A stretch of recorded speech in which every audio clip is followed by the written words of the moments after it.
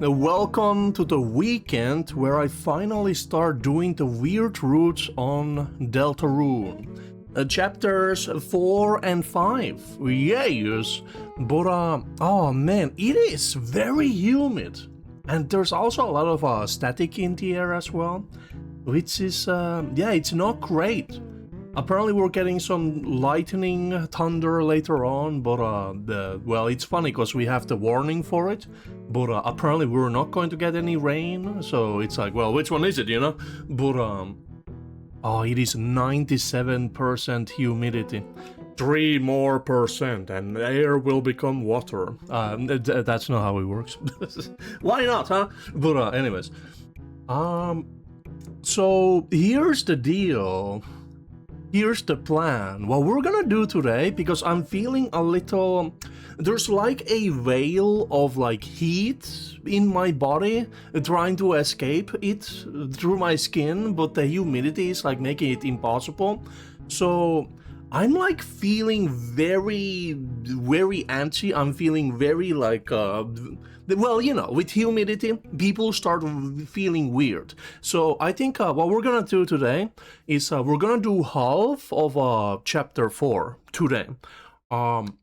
Yes, I think I know a good spot. I think we're gonna go into the dark world in chapter 4, and we are going to meet a certain person, and once we reach their destination, we will probably end there. Or actually, I think we're gonna end after we meet that person, yeah. But yeah, we will check out the chapter 4 weird truth. I kind of remember how it all goes. I did read through the events what you need to do for to keep the weird truth going like a year ago. And I do kind of remember them, but you know, since we have the chapter 3 save file, we can always retry if I fail anything. But yeah. But since this is going to be half and half, to make up for this session a little bit more, we are actually gonna go check out the Jaden Soul Virtues Extractor. Let's see, let's actually bring this up here. This is basically well, a fun little test for you to extract your soul and see which one of the 7 souls you will get. Doing the Jaden's Soul Virtues Extractor test. Quiz, test, yeah, sure, but we'll do it on screen here. Let's get this going, actually. Okay, seems good, yeah. Just give me a momento, get rid of this, there you go. Bring this guy a little smaller.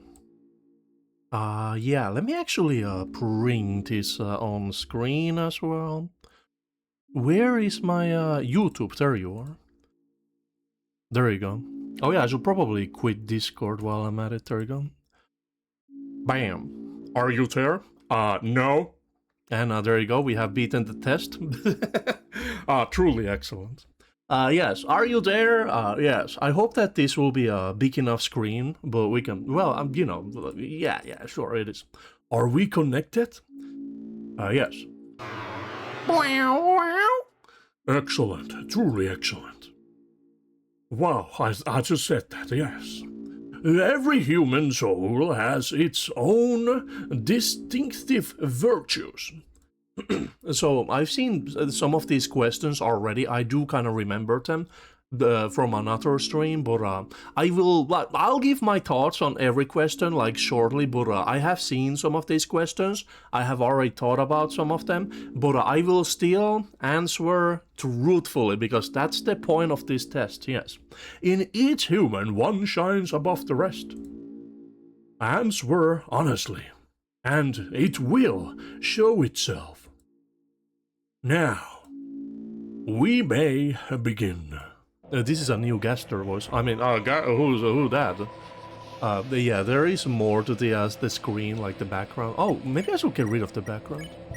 Yeah, you know, because I'm gonna have a smaller screen here. Soul Virtues Extractor. 66 questions. Good thing it wasn't 666 questions. 7 human souls, 7 virtues. This device has been designed to reveal which one suits you the best. Every answer is scored against all 7 virtues at once. Some answers are mostly one thing and a little of another, and also some detract from other virtues. There are no right or wrong answers, but being honest about one's flaws should provide more accurate results. Yes, proceed. Proceed. Yeah, looks like this is a good space for this window. It's a little smaller than what it is, but you often feel like you can't simply be yourself in a group.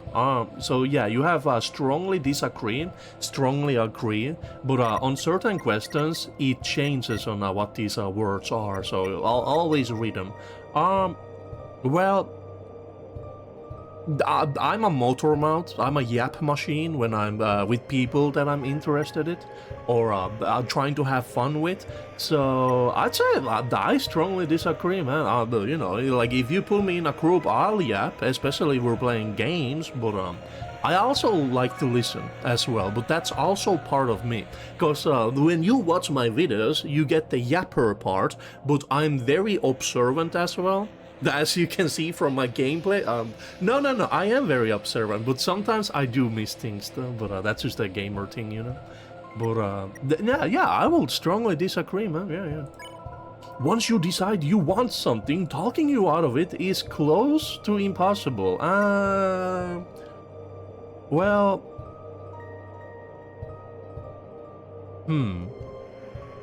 Well, that's the thing. Once you want something, you can like redirect your activities and your interests and your focus, but if you truly want something, sometimes I do believe that there are things that we will never get, that we cannot get, because the world, despite its freedoms, especially for people who have been born blessed in a country that allows freedoms, there are still many like closed things that are, well, closed off because of, well, for example, material resources, like money, for example. And this freedom that we have is also, it's also very limited. Like, I can't say, well, I'm gonna walk over that way. No one can stop me. Someone can stop me. Like, if I go somewhere where I'm not allowed to be, someone's gonna come and stop me. So it's like, I can't do everything I want, you know? So, taking that idea, I have come to admit that there are many things that I will never get in my life. So I'm more of a person who doesn't want things, but I do have things that I want to keep around and I want to keep doing. So I'm gonna say, so yeah, the nature of letting go or keeping things close that are important to you. Which do I go with? I'd say disagree.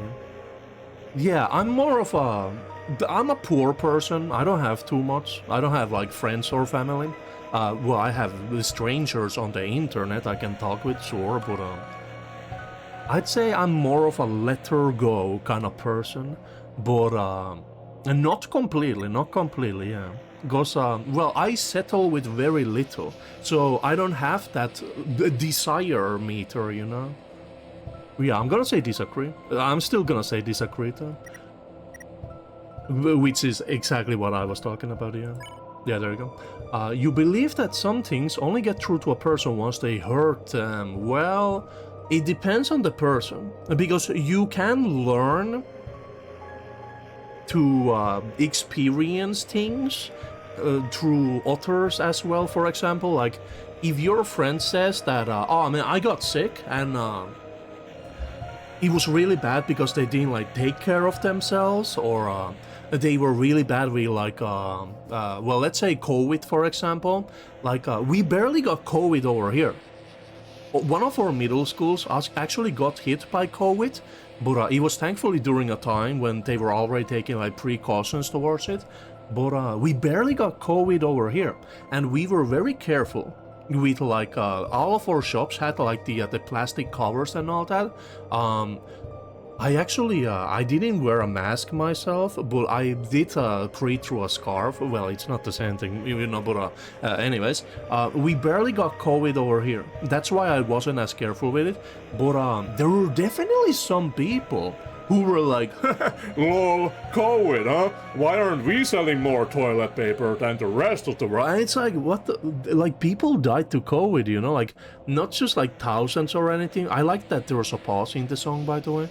I saw it through the audio bars, but some people were like very like inconsiderate about COVID happening in other parts of the world, and I heard a couple people talk like that, and but you can learn things through other people and other experiences. You don't have to personally experience something to learn about it. So I strongly disagree. Yeah. But there are definitely people out there, it depends on the person once again, that they just don't learn. They just don't. We could call them fools, we could call them morons, but there are people who never learn, man.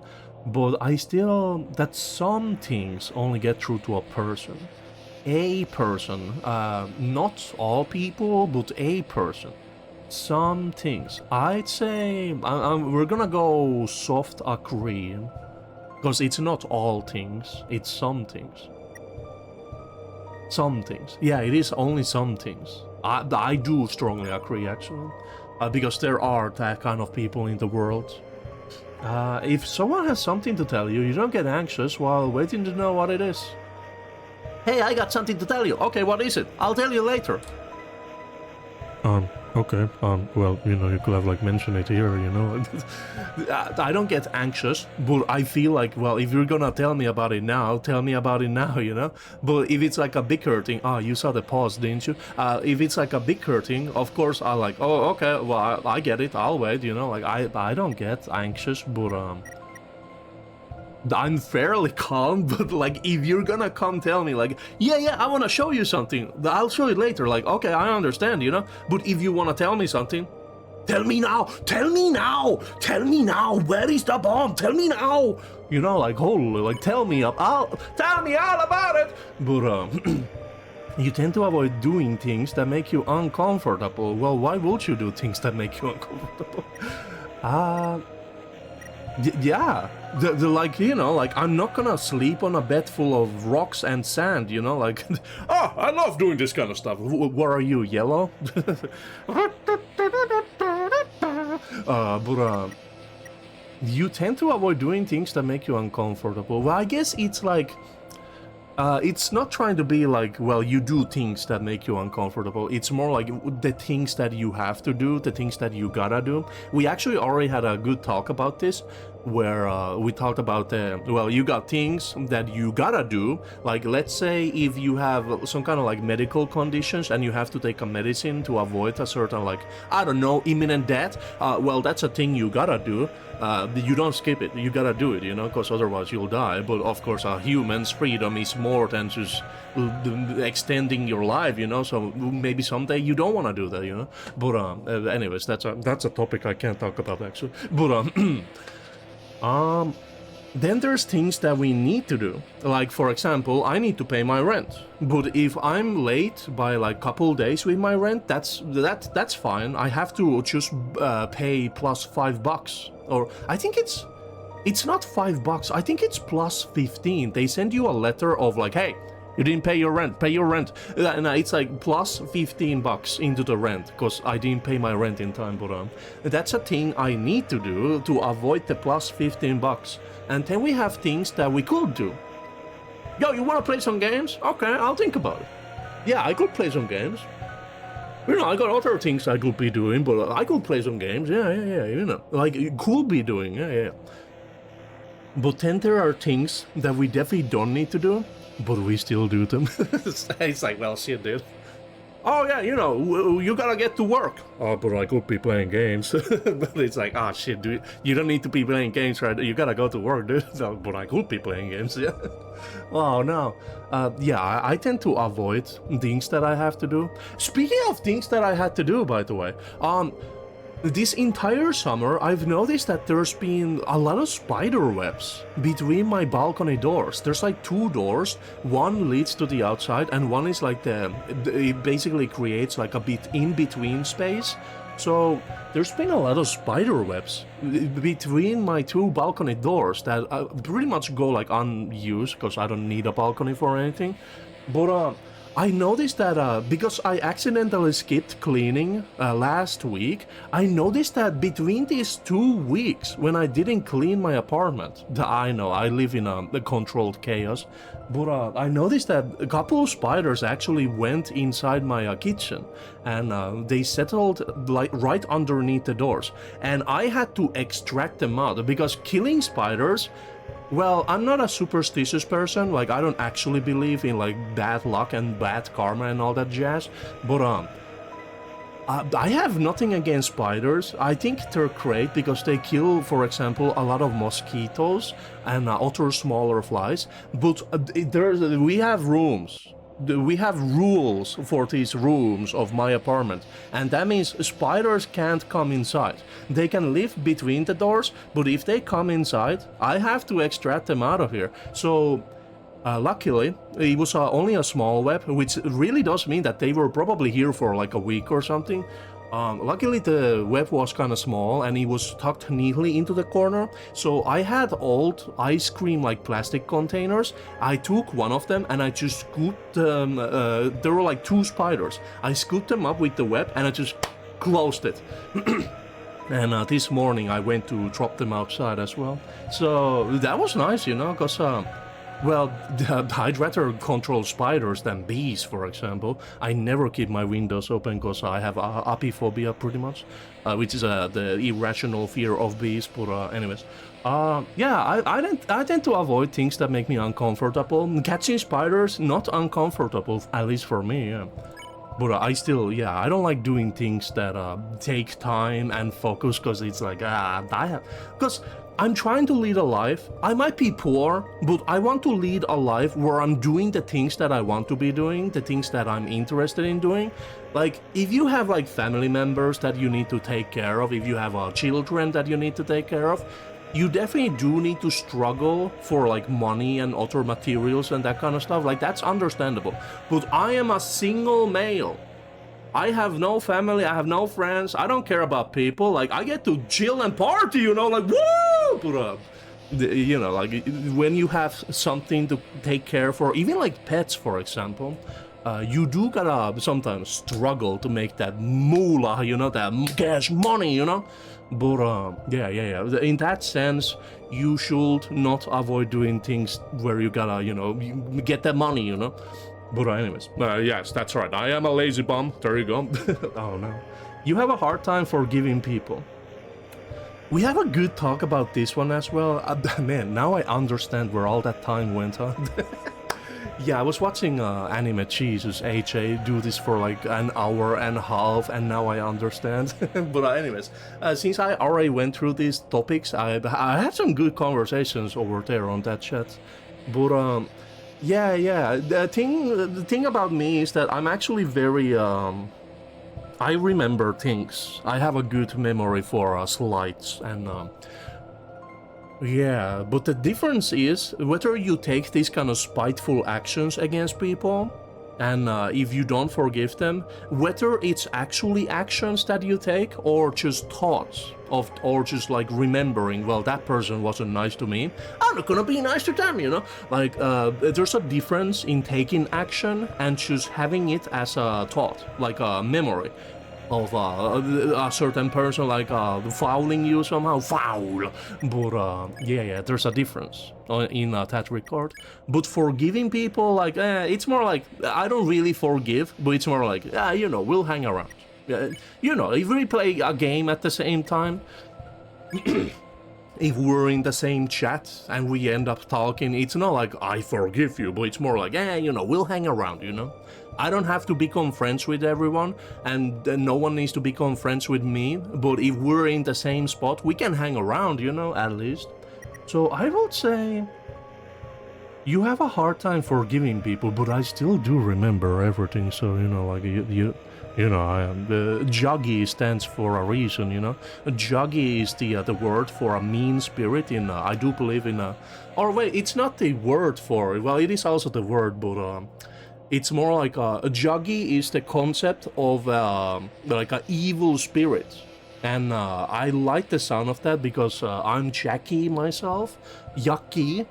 Sometimes I'm Jackie-san, you know, like when I play with the Japanese people sometimes every now and then. Man, like, you know, like people, like we had this conversation in Holocure, like, oh my god, you're a weeb, you know Japanese. And it's like, no. Like, no, it's just part of the internet that I know about, you know, like, I'm not part of a subculture, you know, like, I'm me, he says, but, there's like this concept of like, if person knows something Japanese, they're like, oh my god, you are there, boy, oh my god, and it's like, no, I have cultural knowledge. What? Have you seen the internet and how much of it is part of like all these different cultures, all these different like topics? I am a man of the internet.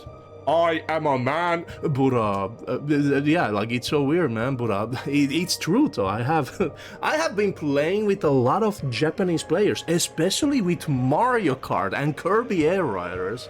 So it's definitely true that I've gotten into my Japanese arc, just like Tricky Tony. But holy, but I still follow like German people. I still follow people who speak Spanish. From Brazil, come to Brazil. Oh my god, you know Brazilian? No, but see, it's the same thing, yeah. I follow people, well, I used to follow some Dutch people as well, but I guess I haven't watched anyone recently, but you know, I'm very multicultural, you know? Yeah. There was one person who was watching both One Piece and Hajime no Ippo, who came from like Peru or something like that. Or yeah, I think Peru. Yeah. But oh man, I haven't checked on them in a long while. Yeah, maybe I could continue watching them watch Hajime no Ippo. Yeah. I just remembered them. That is. Anyways, I have a hard time forgiving people.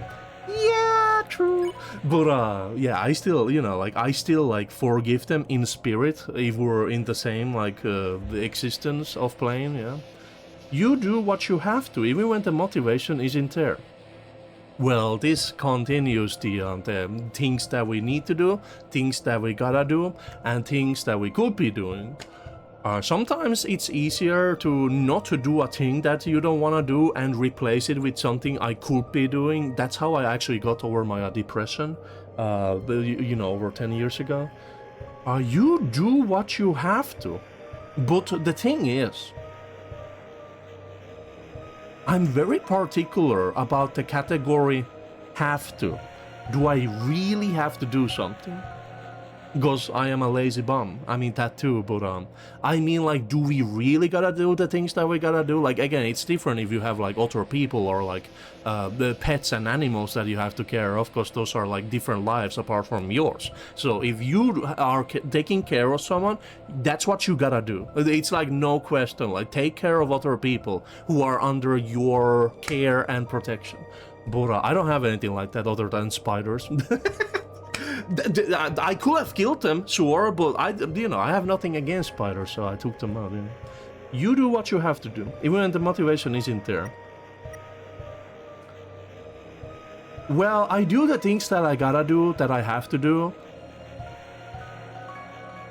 But, well, in that sense, I do agree, but... Yeah, it depends. Well, it doesn't, yeah, this doesn't specify the things that you have to do. It's only for the things that you have to do. But me, I don't have too many things that I have to do. Like, well, of course, I gotta make a living to keep living my life as it is. Like, I still gotta make money through work, you know? But, it's not much, though. Both the work and the money. So, you know, like, it's all playing for this tray, you know, but anyways. I still agree though, if there's something I gotta do, I do it in time, you know, like I don't what's the word, I don't stall on that kind of activity, yeah? So I technically agree, yeah.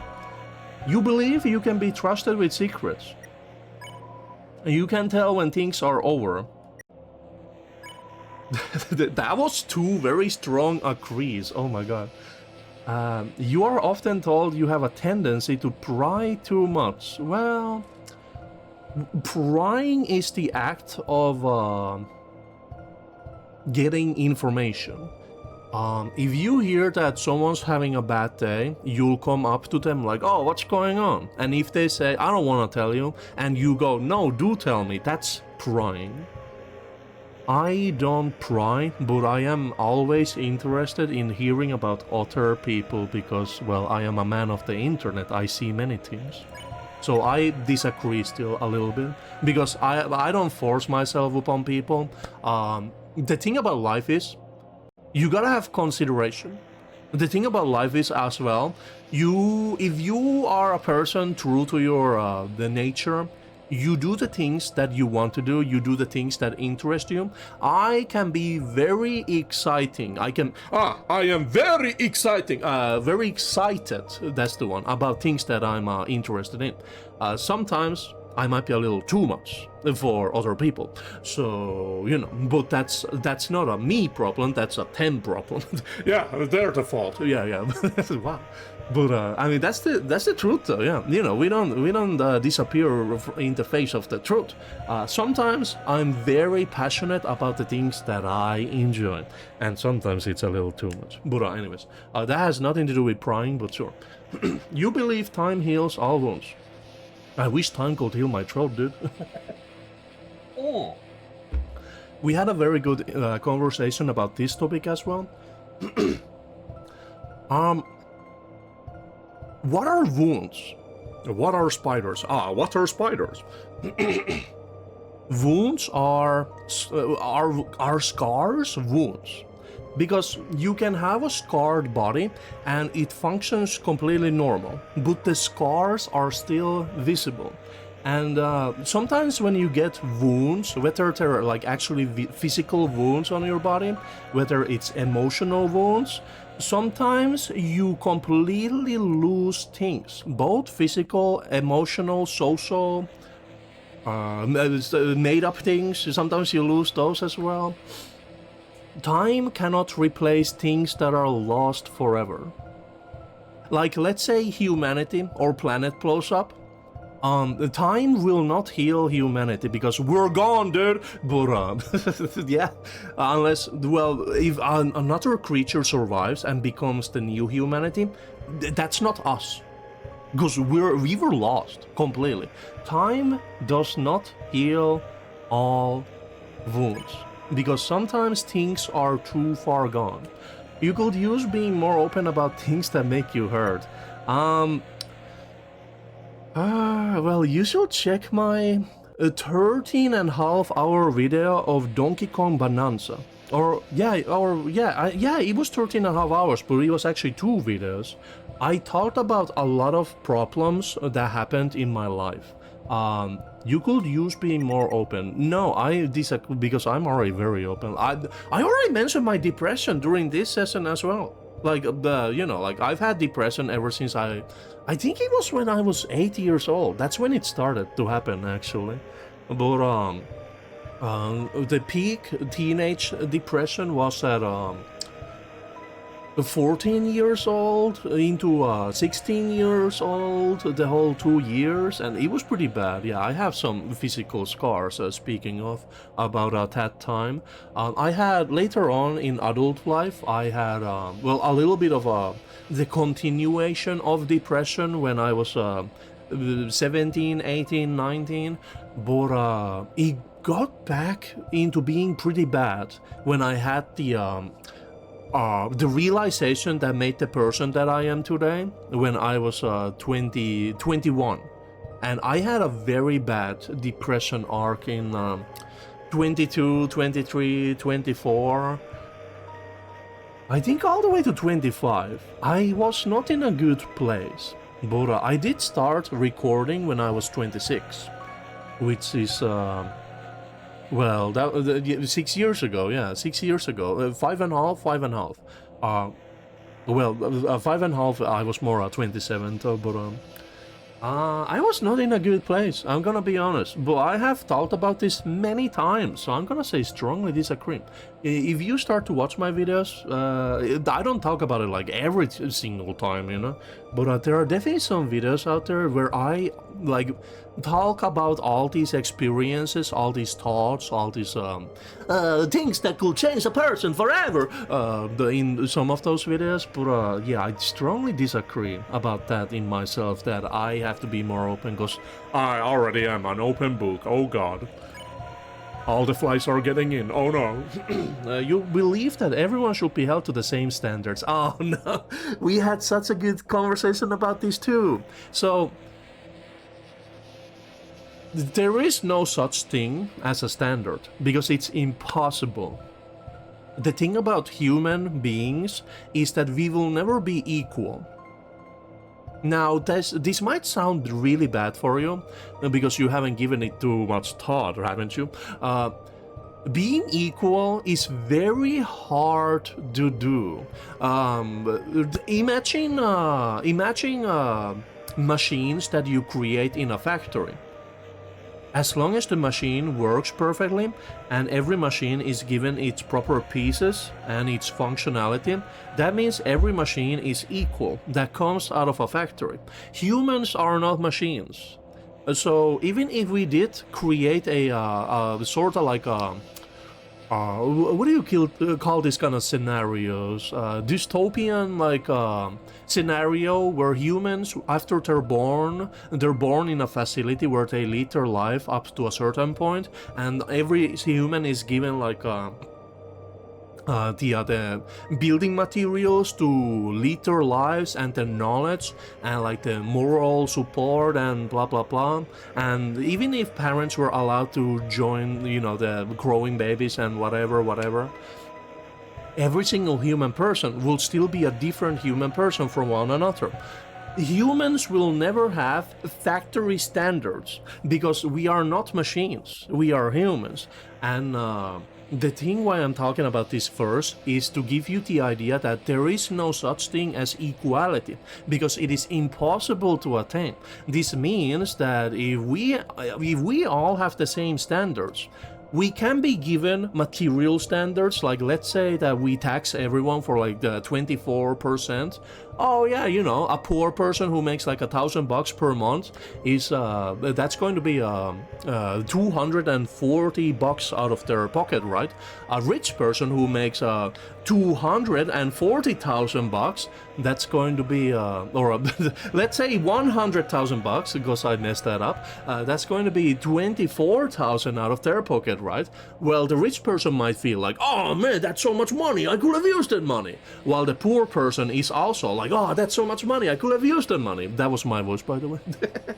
But the thing is, the percentage makes it the same standard. That is a standard. Everyone gets billed the same amount in percents. But if we say, okay, well, we're gonna take $100 out of my pocket. Oh man, that's so much money, I could have used that for something. But then they're gonna go to the rich person who makes $100,000 per month, and they're gonna say, we're going to take $100 out of your pocket. I'm gonna go, wait, what the fuck? I had to pay so much money and you only take 100 from this guy who makes 100,000? That's not the same standard, because the amount, the percentage is completely different. For me, that was 10% of my pocket. For the rich person, that was 1%. Was it even 1%? Yeah, no, that was a 0.1%. For me, that was 10%. For the rich person, that's 0.1%. I'm already sounding mad right now. So, standards. We can have the same standards when it comes to bringing equality, or rather the idea of equality that goes out. Again, like, equality is a great thing that we should try to drive towards, like with material and that kind of stuff, and learning and having the opportunities to grow as people when we are born, you know. That kind of equality is great, but there will never be a scenario where all human beings are equal, literally. So you believe that everyone should be held to the same standards. I do believe that we should be held to the same standards, but we will never be completely equal to one another. But yes, the same standards. The conversation that we had on HJ's channel was that he made a point that everyone should be held standards, but then there are people like young children, for example, he mentioned, and I immediately dropped, oh, so kids can be scot-free from the law. Ooh, yeah, it doesn't work that way. So, the law still needs to exist, even for young children. In fact, I think that's a problem in the world, because especially with the information era and that internet is giving us like these ideas, there are a lot of young people that don't take criminal responsibilities because they're young. That needs to be changed. Because there are people who are exploiting the system while they are still young, while they are able to commit like pretty serious crimes. This needs to be a standard that needs to be extended to younger people. Criminal accountability needs to be for younger people as well. Law is a good set of rules if it's done well. That needs to be changed, because right now it's not a good set of rules when it comes to young people committing crimes. So honestly, the idea of a standard is pretty good though. I am going to strongly agree, but we have to be very careful about what kind of standards we are getting. This is true. So I agree, and we have to look further into the topic later. Well, if we're doing standards, you often regret things you have said in the heat of the moment. I am a man who lives according to their literal words. If you say that I said something and you show me proof of me saying it, I do agree. If it's a promise, then I shall keep those promises. I am a man of literal words. I try to avoid saying things that I don't mean. If I say something, I'm not going to regret it. I will live by it, because there's something called saying something while you still mean that, but later on you can change the meaning of said words, and you can also say something else on top of it, like, for example, I'm sorry that I said that. That is a very good phrase. I am sorry that this happened. I truly am. From the bottom of my soul, I am sorry that you're watching me. But yes, I don't regret things that I say, because if I say something, I'm sticking by it. But the same is true that you can change the things that you say. You can change your opinion on things if you learn that, oh wait, that is a bad thing, I shall not say that. There was one global event that happened that I said that I support one thing.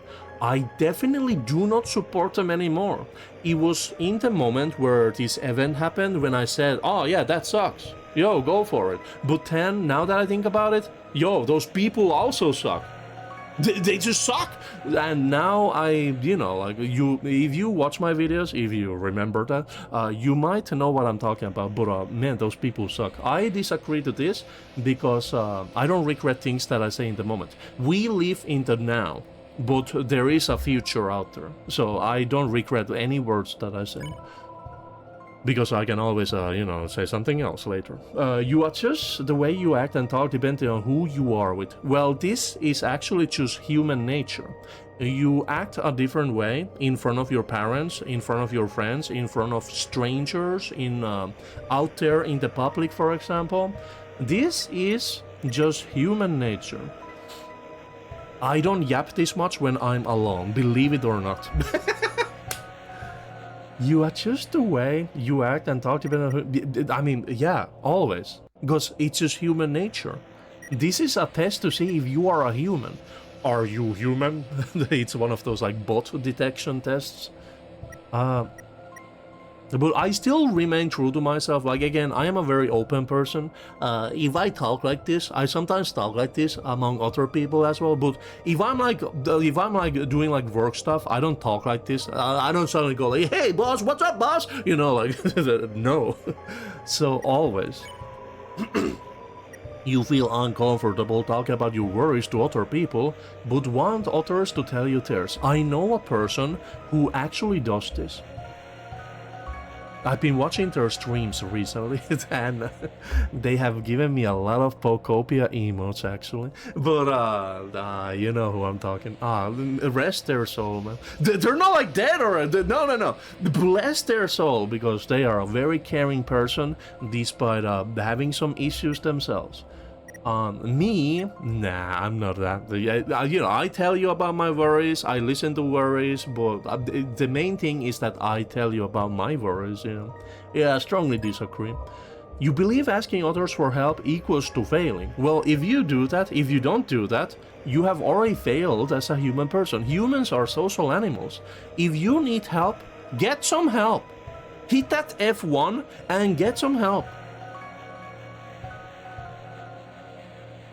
Strongly disagree.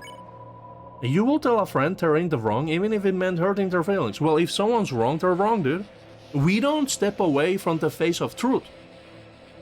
If you start giving me misinformation, I'll say, wait a moment, that's wrong. You're wrong.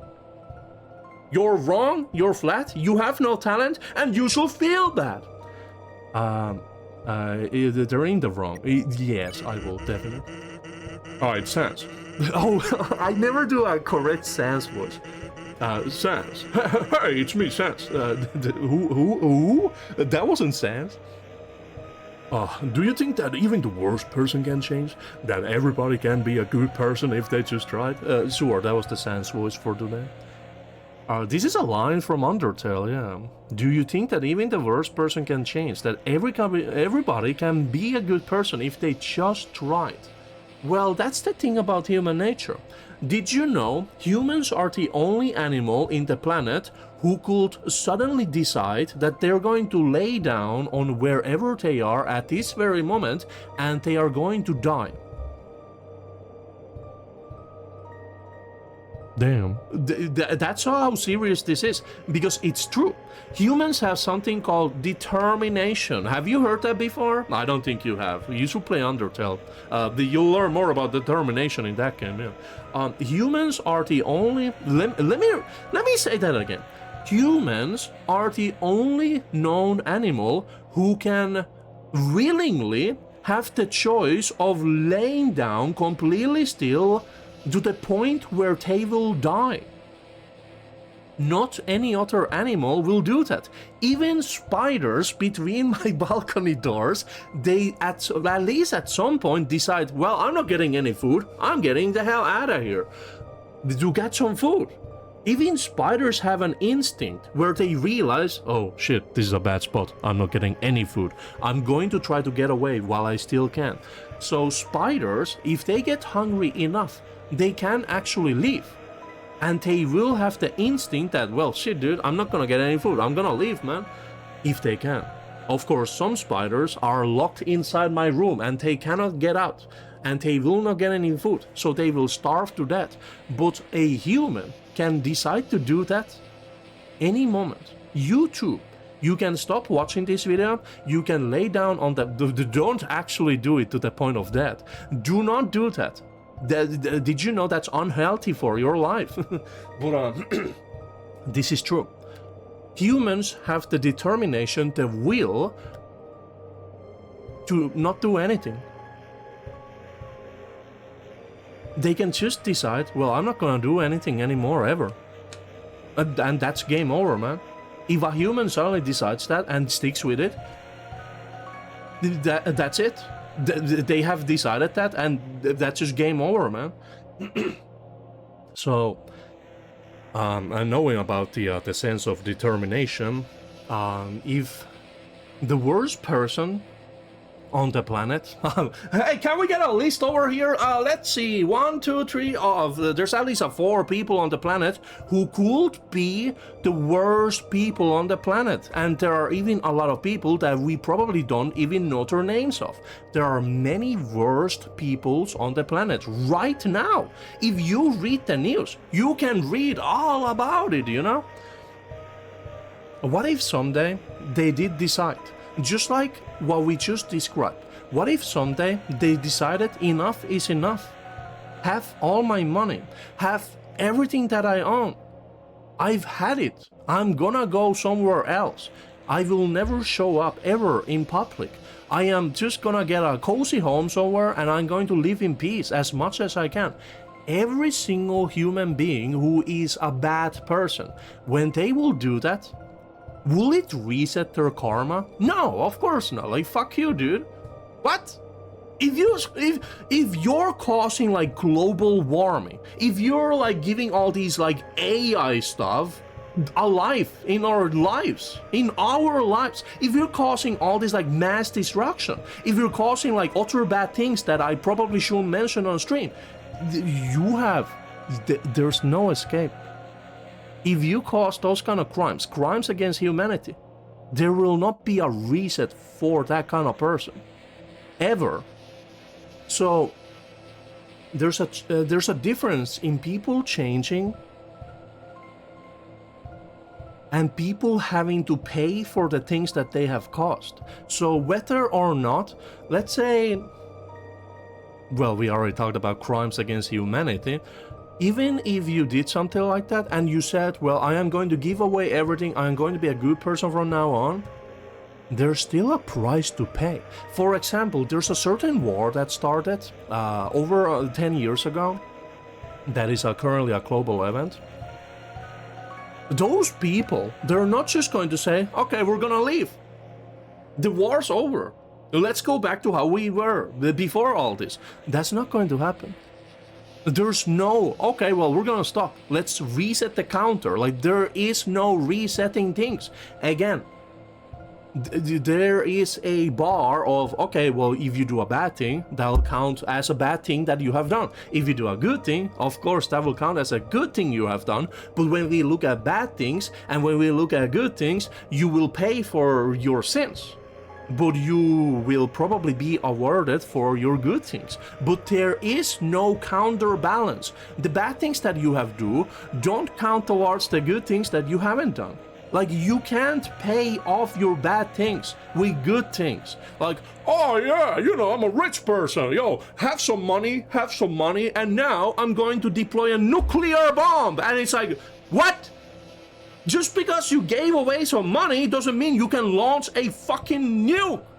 You know, like, there's two bars. There's the bar that says bad things, and there's the bar that says good things. And they both rise and fall at the same time.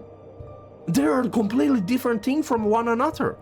I rescued 2 spiders today. That's a good thing. That's natural karma for me, because I didn't kill a living creature. Have I done anything bad today? No, I have not done anything bad today. That means I am plus on the good things. I have not done anything bad. But even if I did a bad thing, it will be by itself. If I did a bad thing, it will be a bad thing. But it doesn't, like, the 2 spiders that are rescued isn't going to be like, yo, this guy's a good guy. Don't make him pay for the bad things he did, you know, like. There are 2 different things that you're doing, you know. You take responsibilities for the actions that you take. Yeah. It's not a video game bar that will go up or down. Yeah. Bleh, excuse me, hold on. Man, I haven't even eaten yet. Oh my god. I took a nap between when was it? I think it was between 3 a.m. No. It was I took a nap between 5 a.m. and 7, because we've been already at this for 49 minutes. Yeah. Oh god.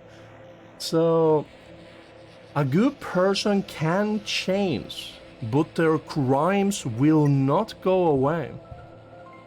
Everyone has the choice. That was the beginning of this conversation. every single human being, because the way how we are wired, we can completely change our entire personas in just a drop of a hat. For example, right now, I could just decide to stop. I'm very interested in this quiz, but if I so decided, I could just stop recording this and click the stop recording button, because it is an action that I could be willing to do. If I so willed, if I had the determination that, okay, well, I'm gonna stop this right now, I could just do it. The human mind can control a lot of our actions by just saying, stop doing that, do this instead. That's the determination that humans have. I want things to change. Well, change them. I want to go. Well, go. If you want something, just do it. Of course, there are limitations, like material limitations. There's limitations to our freedoms, like if you're locked up somewhere, like you can't just walk away, you know? Like if you're in prison or a jail cell or anything like that. There are physical limitations, for example, and yes. But when we do the things that we want to do and they are within our limits, we can do them. For example, I'm gonna go refill my water. Goodbye.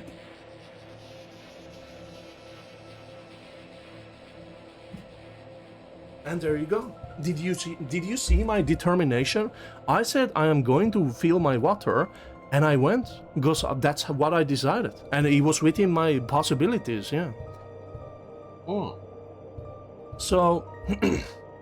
In that regard, I do believe that every single human person, no matter how rotten they are as a human being, they can still change any day of the week when they decide to do so. This is a possibility. It just needs to happen more often in this current world. This is true. When you lose interest in something, you abandon it entirely. Well, not completely entirely, but yeah, looking at Year of the Kirby. I mean, I'm still interested in playing Kirby Years, but I'm not interested in rushing those Kirby games, so I slightly disagree. I don't abandon things completely. I still like think about stuff, so yeah, I slightly disagree. But sometimes I do abandon like ideas and thoughts that I've had. You need things resolved quickly, otherwise you get anxious. Ooh. So remember our conversations about things that we gotta do, things that we need to do, and things we could do. If I send a request to someone and be like, hey, do this paper, I can't work unless you do this paper. That's a thing that they gotta do. From my point of view, because I can't work until they do this paper. And if they're stalling the entire line of the work line, that's a problem. So I do get anxious when people are holding off from things, when people are not doing the things that I want them to be done with these things. I do get a little anxious. I do get very anxious, actually. Yeah, I do get very anxious because it's things that they like. Let's say I order something and okay, it's going to be delivered today from this hour to let's say like 8 p.m. and I'm sitting here in the morning like, okay, it's coming. Oh, it's coming. Surely it's coming, right? And then it's like 10 a.m. It's 12 p.m. It gets like 2 p.m. 14. It becomes 16, 4 p.m. and I'm sitting here waiting like oh man, where's this thing that I ordered? Oh my god. And it's within the time limit, but then it becomes 8 p.m. That's when I decide, well, I'm gonna stop waiting for this thing. It should have arrived today. If I get a call 9:30, oh yeah, we got the thing that you wanted, I'm gonna be like, what the fuck are you doing? It's like 1 hour and 30 minutes over the time that you were supposed to deliver this to me. Damn, so it's true. Holy, but anyways, oh man, this is why I'm doing chapter 4 Weird Truth half and half, okay? Because I'm using a lot of my voice here, oh my god. You enjoy trying out new things that pique your interest, especially if they get you out of your comfort zone. I do agree. Not to everything, but well, here's the catch. I'm not interested in the things that I'm not interested in. So the comfort zone is an extra word. You don't need to have the comfort zone because the main interest is within the interest word that pique your interest. If I'm interested in something and I have the chance to do it, oh hell yeah, dude, yeah. Now, when you know someone is wrong, you can't help but correct them. If someone's giving me misinformation or information that hasn't properly been researched, I am going to correct them for their wrongdoings because ignorance is the root of all evil. When you know someone is wrong, when you know someone is wrong, you cannot help but you should be correcting them. If you know they're wrong, they're wrong. We don't scare away from the face of the truth. The truth is the truth. The truth can change depending on the amount of information that we have about the truth. Like, for example, did you know 2 plus 2 is 4? Wow, amazing! Of course I knew that. It's basic mathematics. What if the person who invented mathematics, what if we got it all wrong? What if this isn't the way how mathematics are supposed to work, but we're saying it as it is because that's what we're thinking? What if every single fact that we know about the world, what if it's all wrong? What if one day a giant entity opens our skybox and he's like, you guys suck over there, I'm gonna go back to my work. And we're like, wait, what the fuck? Wait, what the... God? Was that God? Didn't look like the bearded man that we've seen in the sky. Wasn't there, by the way. Did you know when we went to the space the first time? God wasn't there. Wow, damn. Yeah, it's like some kind of folk stories or something. Oh my god, like, oh man, yeah. Oh man, there's a guy in the sky. Oh yeah, I believe that. Yeah. But anyways, not to like, like you can believe in the things that you want. This is banter. This is called banter. It's a friendly way to say like, lol, that's kind of stupid, man. But you're free to believe in the things that you want to believe in. As long as you don't hinder other people, as long as you don't inconvenience others, as long as you are not disrupting anyone else and like forcing other people to do something that you're interested in, you can believe in anything that you want. Even giant green cats in space. That's true. I do believe in that, actually. Glorp. Anyways, when you know someone is wrong, you can help a correct. Well, you should, yeah, always. Yeah, always. Literally always, yeah. Regardless of what other people do, you have your own set of rules you won't break.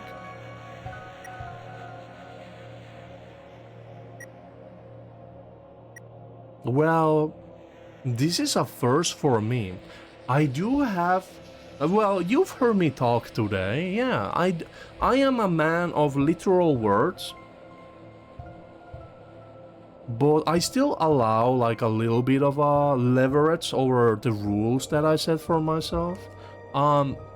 Like my gaming schedule, for example. Do you want to talk about? Let's not talk about. So I'm gonna be neutral about this. You often procrastinate until the last possible second before a deadline. Well, this is once again the topic of you got things you gotta do, you got things you need to do. I strongly disagree. If there's something I gotta do, I do it as fast as I can.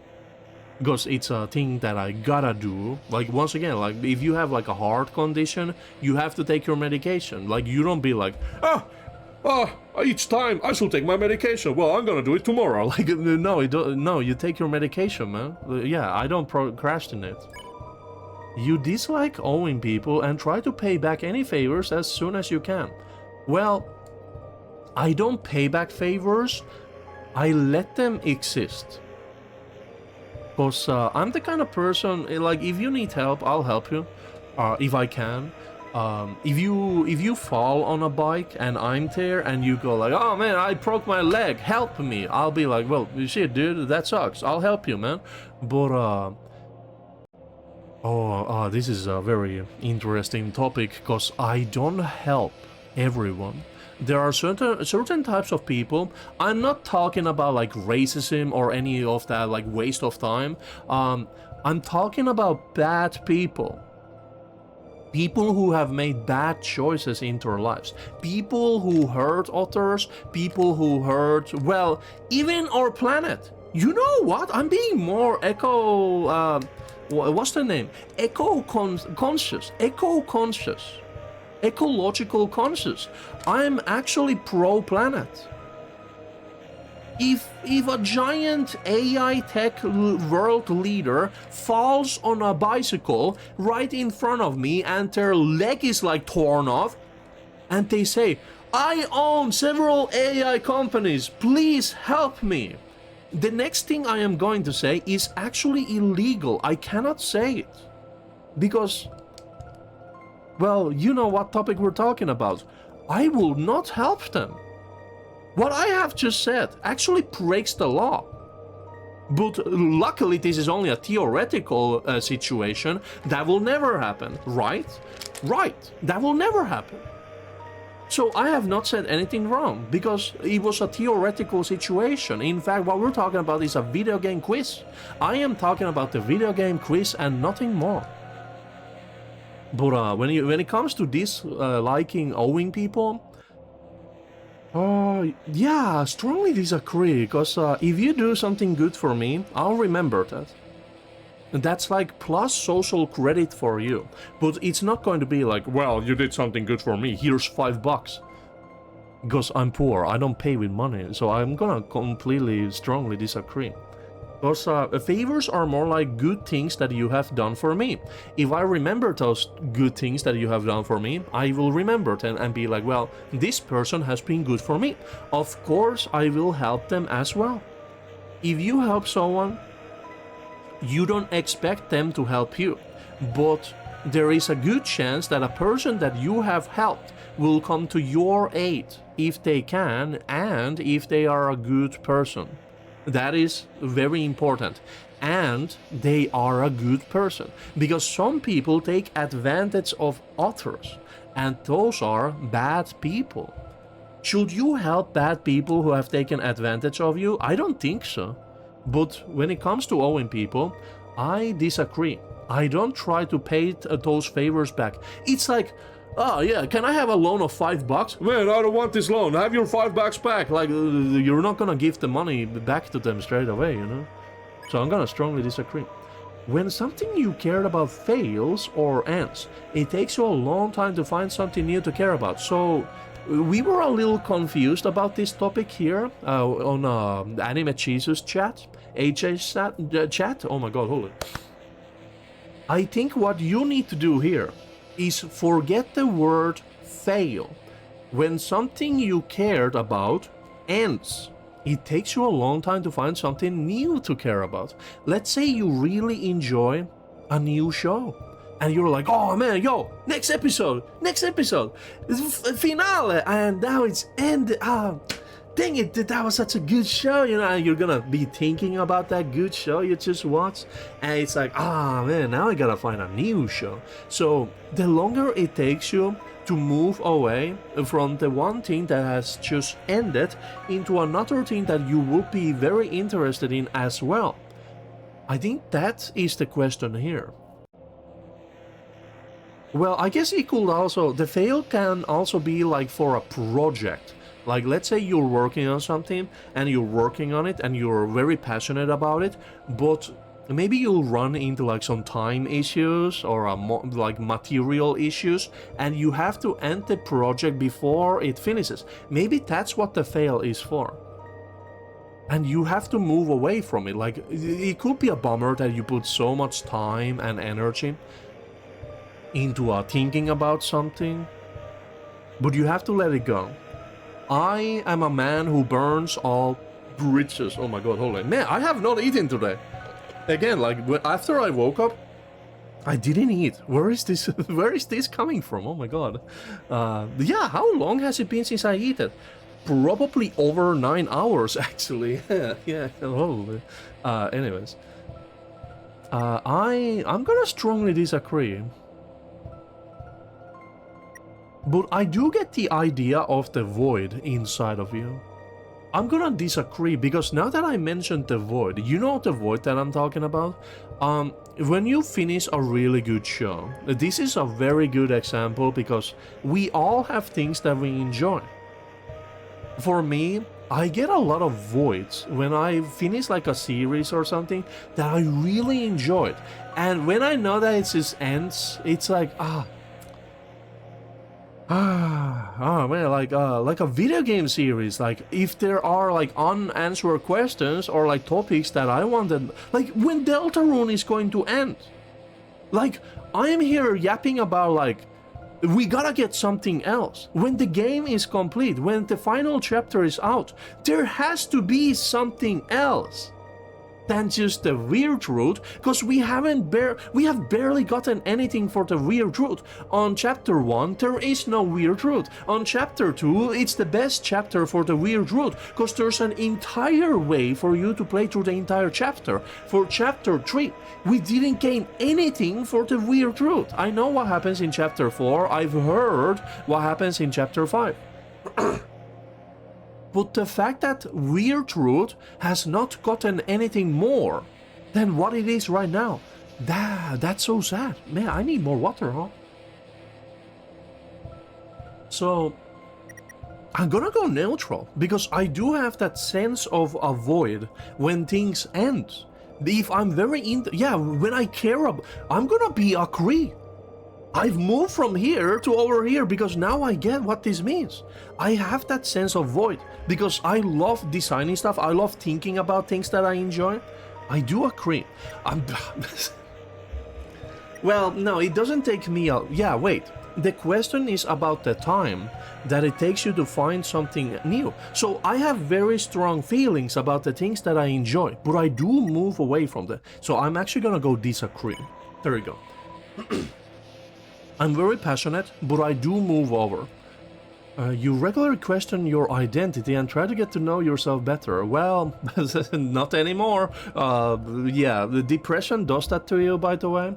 I've had many years of self-reflection and changes within me. Many personas have awakened inside of me. I'm something of a wild card at this point. I know who I am, and I won't stop yapping about it. Disagree. If someone you hold dear asked you for help, you'd see it through to the end, even if that meant hurting yourself in the process.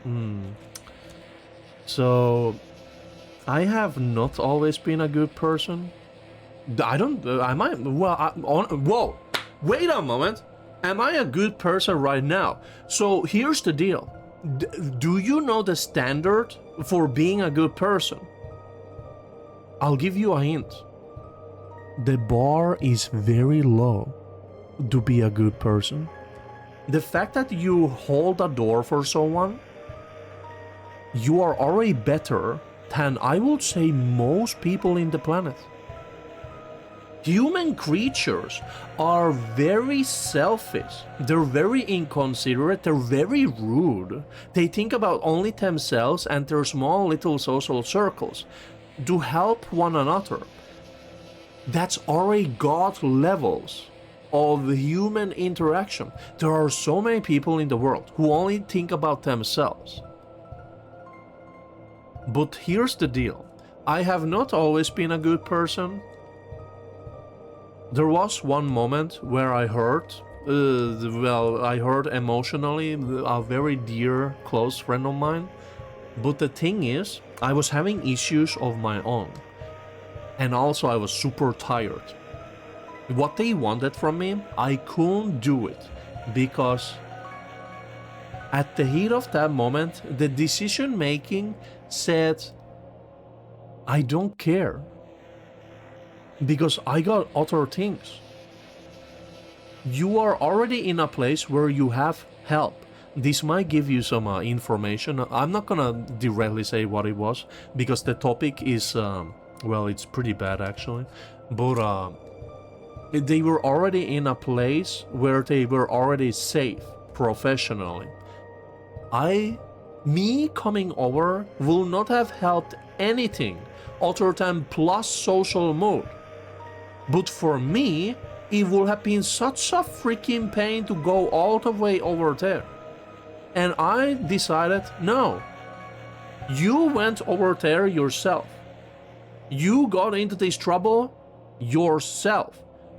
You saw me the day before it happened, and I asked, are you really going to go there? And you did go. And now you ask for me to come to you because you got into trouble. I said no, because you already made your choice against the choice that I gave you. You could have avoided all that. And now you're asking for me to care more? That was the issue. If someone you hold dear asks you for help, you'd see it through to the end. Here's the deal. I don't have family. I don't have friends anymore. I have had very dear close friends, more than family. But those people, where are they now? Well, obviously they have not met the expectations that I have for people that I care about, as you have just heard. This is a very painful topic for me as a person in terms of emotional damage that I suffered from people being inconsiderate fucking assholes. I am never going to see everything through to the end, even if it meant hurting myself in the process. I'm sadly going to strongly disagree because, again, as a person, I have experienced many things. I am 32 years of age. I have seen many things, and this is not just the internet. I have lived as a person amongst other people. There's a reason why I am alone right now, completely. I have not visited anyone, I have not seen anyone, I have not had a conversation more than 5 minutes in the last 10 years. Not 10 years, in the last 7 years. Other than work stuff. In a workplace, a work setting. Work setting. Because I am alone. As a person, I live alone, I go through life alone, I don't have anyone near me. And to this question, I am going to strongly disagree because that's what I have learned as a person. If you are in need of help, you have to learn how to help yourself. Because I lead my life alone. I have to help myself because I can't expect anyone else to come to my aid because nobody came. You will turn down an opportunity if you knew someone will be a better fit.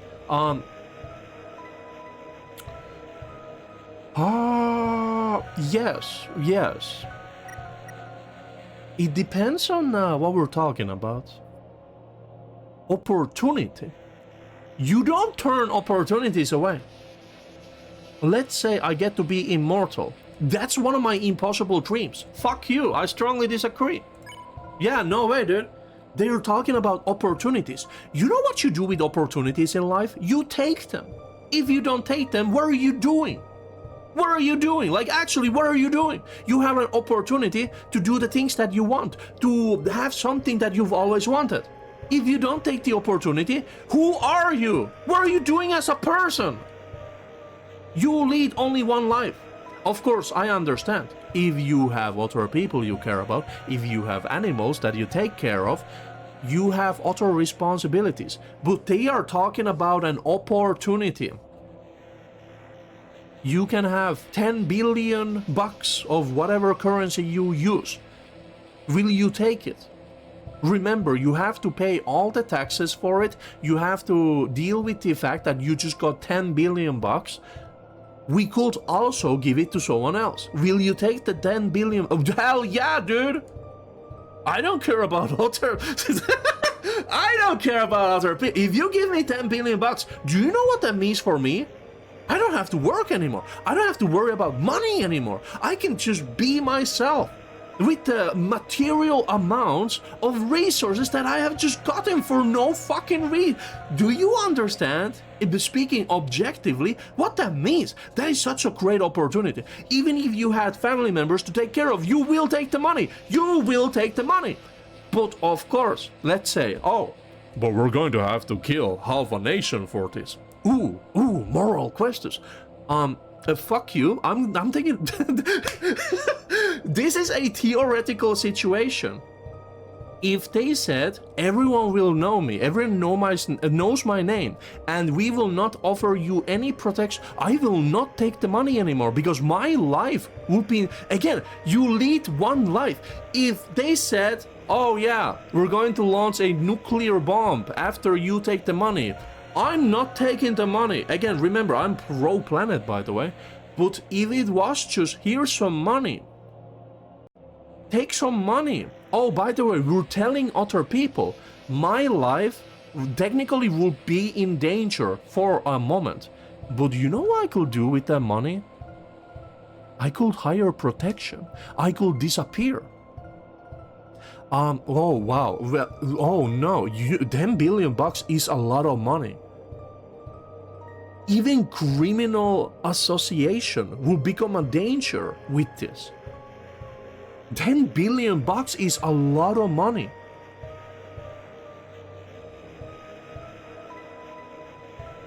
You would even have to worry about people hacking your account. They will have to keep it in the bank. Wait, I will still take the money, but the amount of work that I will have to do afterwards to ensure my own safety after taking the money. Of course, if something bad is going to happen, like to people, to planet, I will not take the money. Like, that's my point, that I will not take the money at that point. If it makes me a villain, if it makes me a bad person, like, well, bad person. Again, I've already been a bad person once, you know. But if it brings harm, and like, this is what I mean. This is what I already mentioned in this session. You're doing great as a human person, as long as you don't harm others, as long as you don't inconvenience others, as long as you don't disrupt other people, as long as you don't get in anyone's way. I will not take the money if a lot of people got hurt. But let's say 10 people. 10 people? Okay, I'll take the money, dude. 1 billion for one dude, I'm taking the money. But if they were like 7 billion people, would be left in worse condition because I took 10 billion, which is basically spare change. But if for some reason it inconveniences everyone else on the planet, I will not take the money because that's too much inconvenience for me, you know? Oh, look at the topic. You believe that the end justifies the means. Well, what do you know? We had the perfect topic for this conversation. End does not justify the means, but sometimes there are situations where, let's say your arm gets infected. It can be like any infection that basically puts your life in danger. If a doctor said, we're going to have to cut your arm off to save your life, would you cut your arm off? Oh no, because it's my arm. I'd rather die and cut my arm off. Well, you're putting the rest of your body in danger because you didn't cut off your arm. Again, you are in a professional medical facility and they're saying we have to cut your arm off. Do you consent? And you say, no, I'd rather choose death. Okay, let's switch the difficulty slider up. What if we had to leave part of humanity behind on this dying planet when we escape? Ooh, how much? Let's say 30%. Oh, we're going to leave 30% on the planet. No, only 30% gets to escape. Would you allow us to escape if you were part of the people who didn't make it off the planet? If you say no, fuck you, I'm leading my life, screw you, the 30% who are going to escape, and make sure that humanity lives on. You're really saying that every single unborn person, not just millions, not just billions, not just trillions, not just gazillions, but every single unborn human person from now on, you are saying fuck you to all of them. If 30% of humanity escapes this planet and continues to live on and make sure that humanity survives, the 70% of people that cannot escape physically the planet, they should all agree as part of humanity, as humankind. Do you know why? Because there are, once again, not millions, not billions, not trillions of unborn human people. You are selfish and you are thinking only about yourself. If you say no, I want to be on the surviving people. You only live for around 100 years, but you're saying no to several, not even thousands of years, not even tens of thousands of years, a possible infinite number of unborn human people. You are telling them, no, I need to live. Do you understand? There's 7 billion people on this planet right now, and we are destroying it. What about the people who are born after the planet is destroyed? What's gonna happen to them? Are they going to be born into nothingness? No, they will never get to be born because we destroyed the planet. This is what it means to be selfish, inconsiderate, rude, very rude, destroying the planet. Did you know? It's very rude, man. So, in the end, are the means justified in the end? It depends. This is a very heavy "it depends" question. End justifies the mean. For example, back on HA's chat, we had a discussion about ending the World War II. Did the United States really need to nuke the Japanese kingdom? Not only once, but twice. No. They could have bombed them once to show, yeah. Well, we are talking about a very morbid topic where a lot of people died. But it has nothing to do with me, so I get to talk about it, yeah. This has nothing to do with me. It is a topic of the past. It is part of human history where a lot of people died. It was very unfortunate that it had to happen, but here's the deal. Did it need to happen twice? Was that an action where ending the war justified the bombing, the nuclear bombs that were dropped on the Japanese kingdom twice? No. You could have shown it once. I say this in a very scientific manner. You could have dropped one bomb to show the power of the bomb, and then you could have said, if the war doesn't end, we are going to drop another bomb, and the war could have ended without 2 nuclear bombs. This is a very debated topic between a lot of research, actually. It should be. I don't actually know, but it definitely should be. The war could have ended with just 1 nuclear bomb. This is true from the point of view that I'm taking. So I am going to be neutral about this, because we don't know what they're trying to tell us. What and what means, it depends. You have a hard time believing you're worth the effort it takes to be with you, if not for convenience. This was another topic that we got confused, because the way how even I interpreted this question is I actually got it wrong in HA's chat, but then I realized that, oh wait, no, it's the opposite of what I said. I have a hard time believing that I am worth the effort for other people it takes to be with me, if not for the convenience. Well, first of all, I'm a very funny guy, but you don't have to take any effort to be friends with me because I'm already excited about many things, you know. So I strongly disagree because, again, like as a person, as who I am, it takes very little effort. You can just say, let's play some Mario Kart, and I'll be like, oh, okay, damn, yeah, let's play some Mario Kart, sure. Yeah, there you go. Others say you speak without thinking. Well, I am a motor mouth. I don't know. Honestly, when I talk about things, I don't give them much thought. Because the thing about me as a person, I've already done that. I've already figured out who I am, about how I want to speak about things. Of course, I'm going to learn new things every single day. I'm going to get involved in different topics every single day when I talk.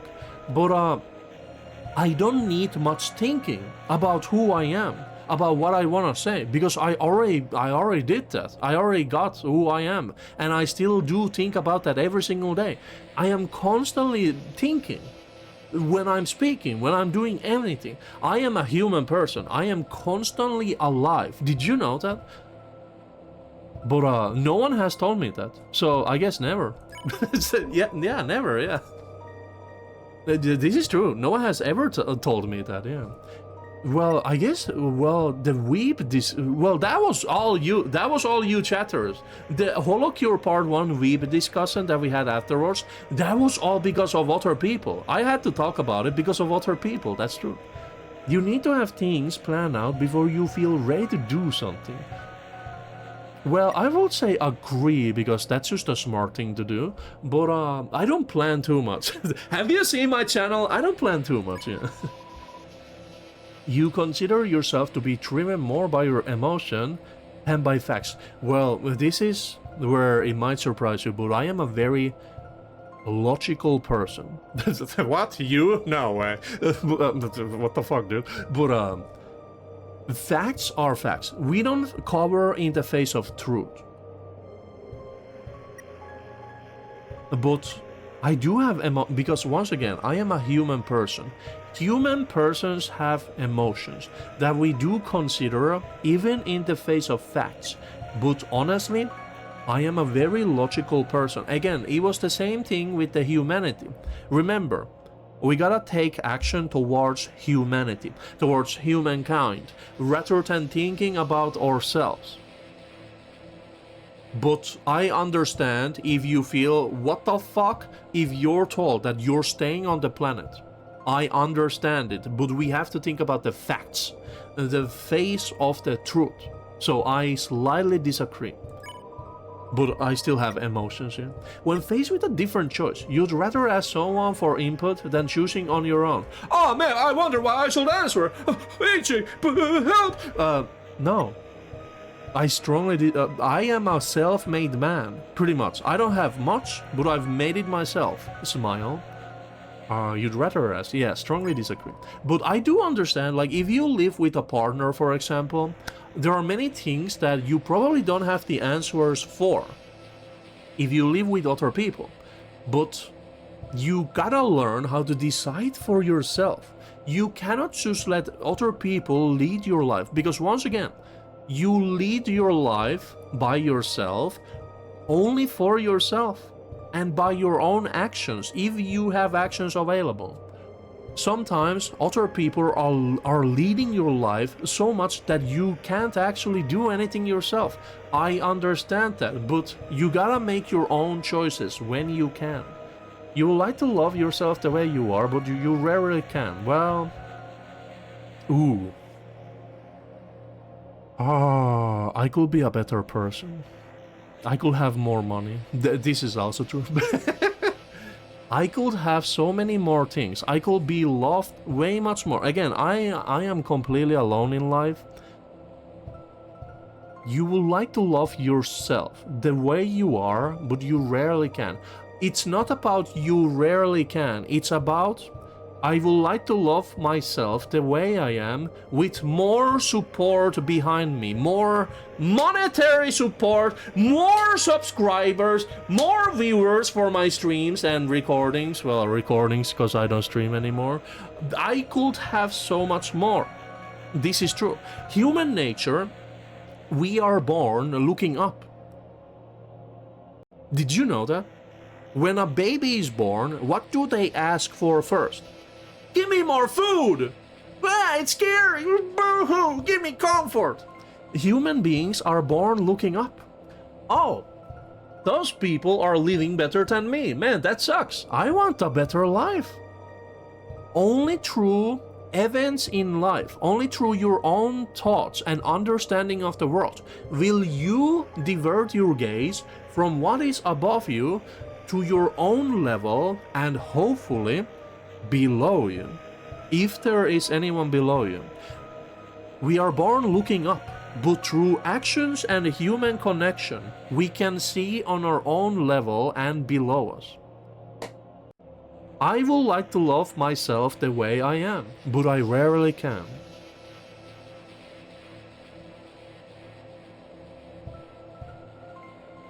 This is the perfect theme for this quiz, man. Love myself the way I am, but I rarely can. Do I love myself? Because, again, like, I could be in such a better situation. There are actions I have taken, there are actions that I have, well, not taken. Ooh, I don't know if I can honestly say I love myself as the way I am. Even with a little bit of materialistic mind set behind them. You will like, but you rarely...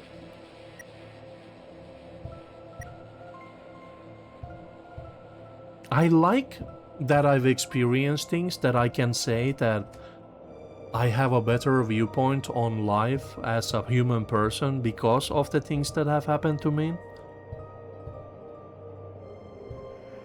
But if I could lead a different life, will I take it? Well, here's the deal. Gamba, I have already seen a lot in this life. If I could have a different life, I will just roll.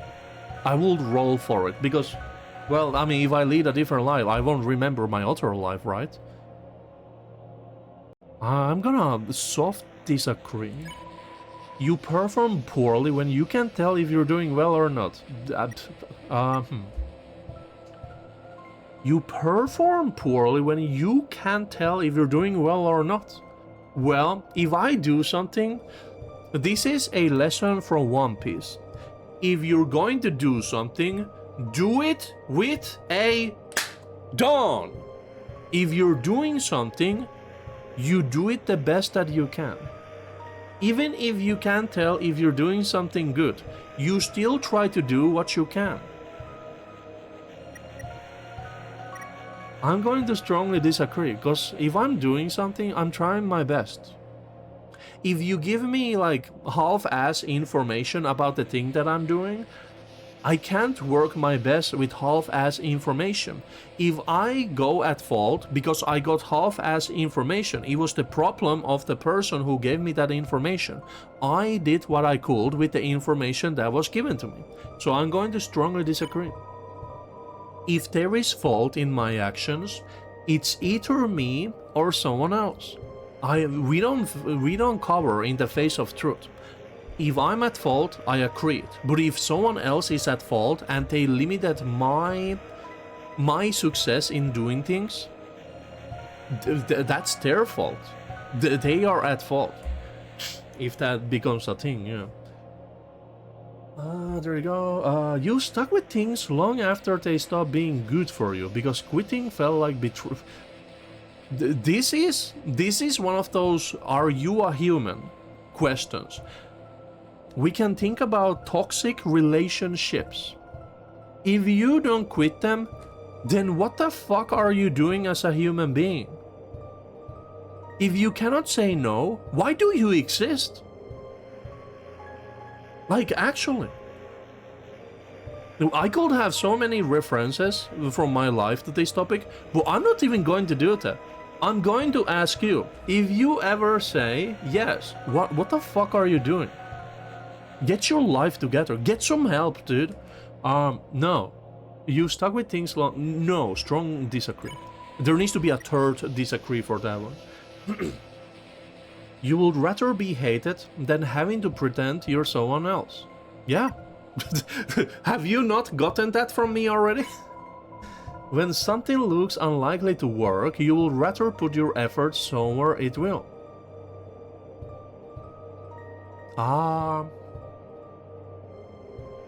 Well, that once again depends. Let's say I'm trying to... Well, that also falls into the category of you got things that you gotta do, you got things that you need to do, and you got things that you could do.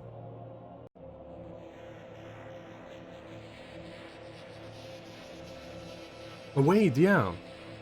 This really depends on what we're talking about. I'm gonna go neutral for this one. I can't really expand this topic much further than this, because it really depends on what we're talking about, yeah. It depends. Nothing from me, man. Totally. You believe that solving someone's issues for them will be doing a disservice to them. Ooh. So, I do believe we had a good chat about this on HA's chat as well. If you're having problems with a video game puzzle, I won't solve the puzzle for you, man.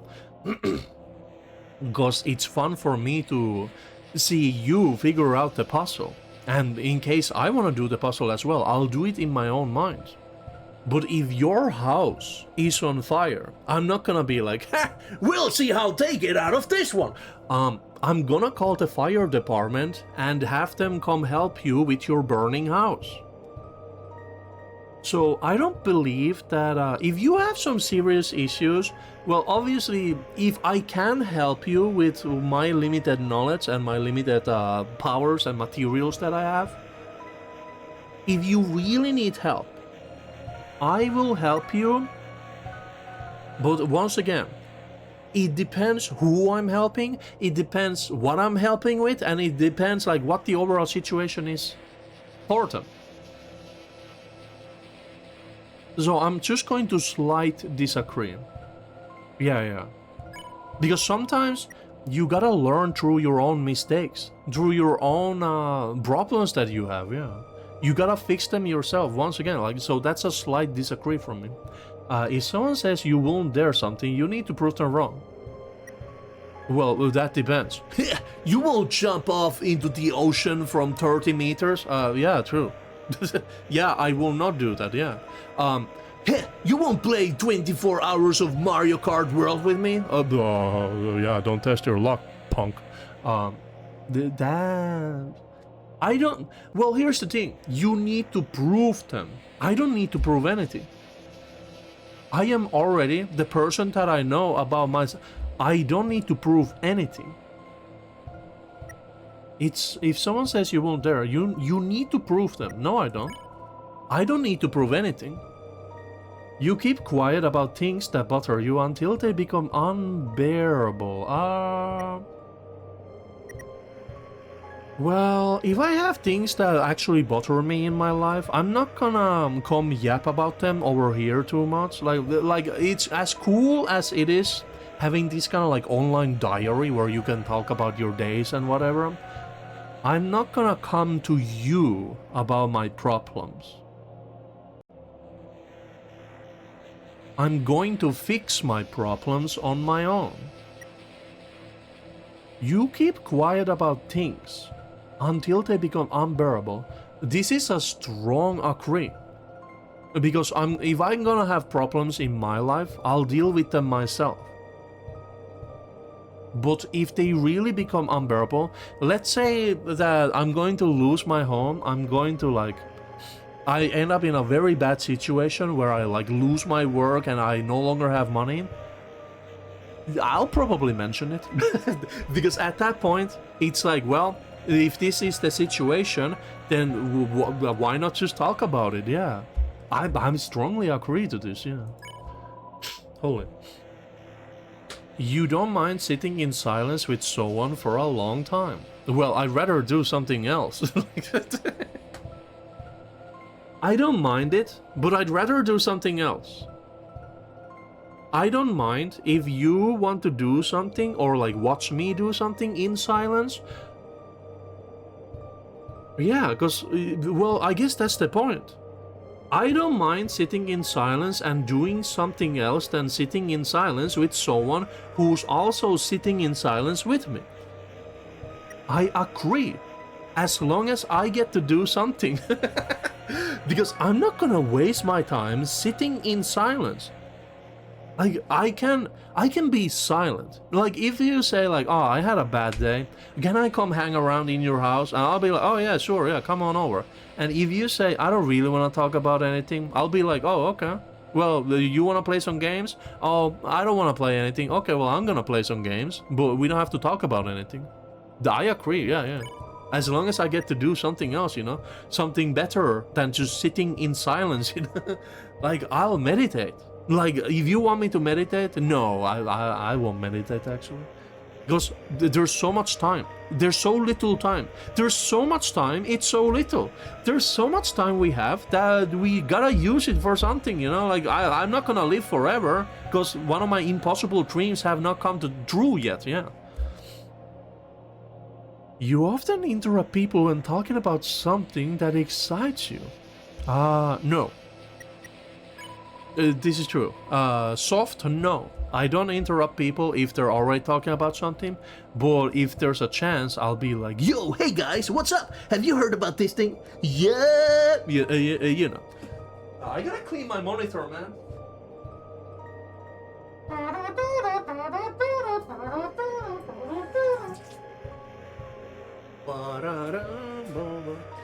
Oh man, we've been having a lot of dark clouds, but I guess the sun is shining. Oh my god. And you know what that means? If the sun is shining, it means that it's showing every single dust particle on my monitor. And that is no bueno. There you go. And then we gotta try this up. Nice. Bam, bam, bam, bam, bam. Oh, wait. Oh, right, okay. I did accidentally press something. It just went back. Yeah. Sorry about my voice. And this is why we're doing half. Man, 2 hours, almost 2 hours for this test, huh? This test goes hard. And yo, you're gonna love the end results. I love how the end page looks for this quiz, by the way. I've only seen the bravery soul. So I hope that I get something different. I mean, I'm pretty brave, I would say, because of life events, but I hope I get something else. Because Anime Jesus got bravery, and I did hear that Kuribel actually got kindness, which is the green soul. Yeah, you owe me $2, so yeah. Oh no.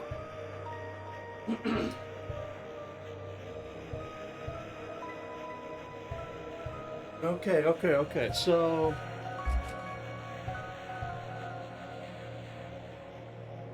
Okay, there you go. I had to get my throat in order. So, you often interrupt people. Slight disagree. Okay, there you go.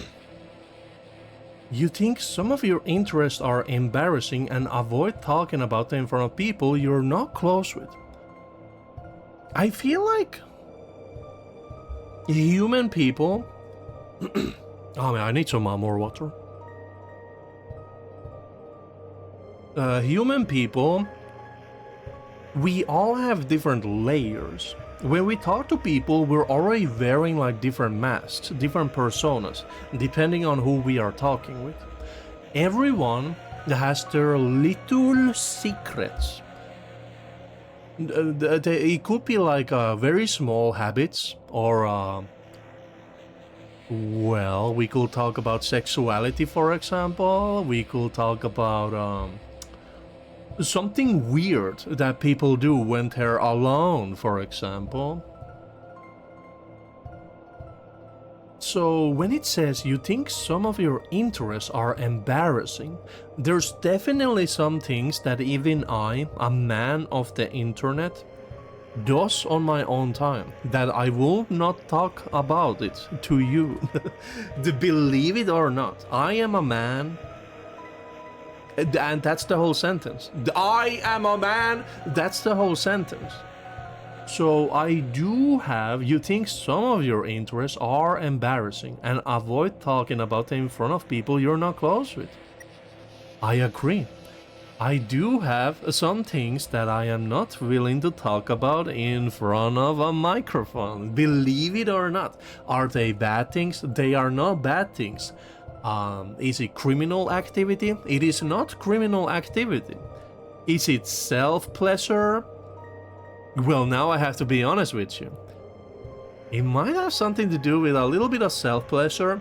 Is it criminal? It's not criminal. Is it weird? Is it something weird? It's not anything weird. But I do have some topics that I am not willing to talk about in front of other people. That's right. I do Google search image funny cats online. No! I said, end stream. I do search for cat images. That's right. Funny cats, man. Dang it. Dang it. I have to show you. I have to show you, man. Oh my god, I almost spilled my water. Holy. Funny cat memes. Funny cat memes. Oh, no, come on. Remove AI. There you go. Good. Oh, no, what are you doing? No, my hidden... No, I'm sorry, I do look at this sometimes. These are bad. That one is a class. This one right here that I'm showing right here. This one is a good one. This is what I do on my own. I'm so sorry to tell you, but I do look at funny cats online. I'm sorry, okay? It is very embarrassing. Like, look at this one. No, I am so sorry. This is my self-pleasure, actually. Look at that one. Oh, no. No. Happy... thank you. It's not my birthday, though. Look at that one. Oh, no. Again, I'm just really sorry at this point. That's the whole topic I was actually talking about. You think some of your... Yeah, I'm gonna agree with this one. Well, you know, I'm still like... Did I talk about the actual topic? I still agree a little bit, yeah. You believe that sugarcoating things can only make them worse in the long term. Well, you have heard me say this many times, the truth is the truth. But there are topics that I do believe shouldn't be said completely straight. But you do need to have the root of the truth behind the topic that you're talking about. You shouldn't tell people that someone has died if they are close to them, but you must tell them that something bad has happened and that you have to take this news very seriously. And then you can tell them once they are prepared that this person that they have been close with has died. I do believe that sugarcoating things can only make them worse. This is true. Oh yeah, wait, credits. Why do you have Twitter? You don't need Twitter on your credits, man. You can remove the Twitter link. But Blue Sky and Coffee, hell yeah, dude. And difficult situations hardly stress you out.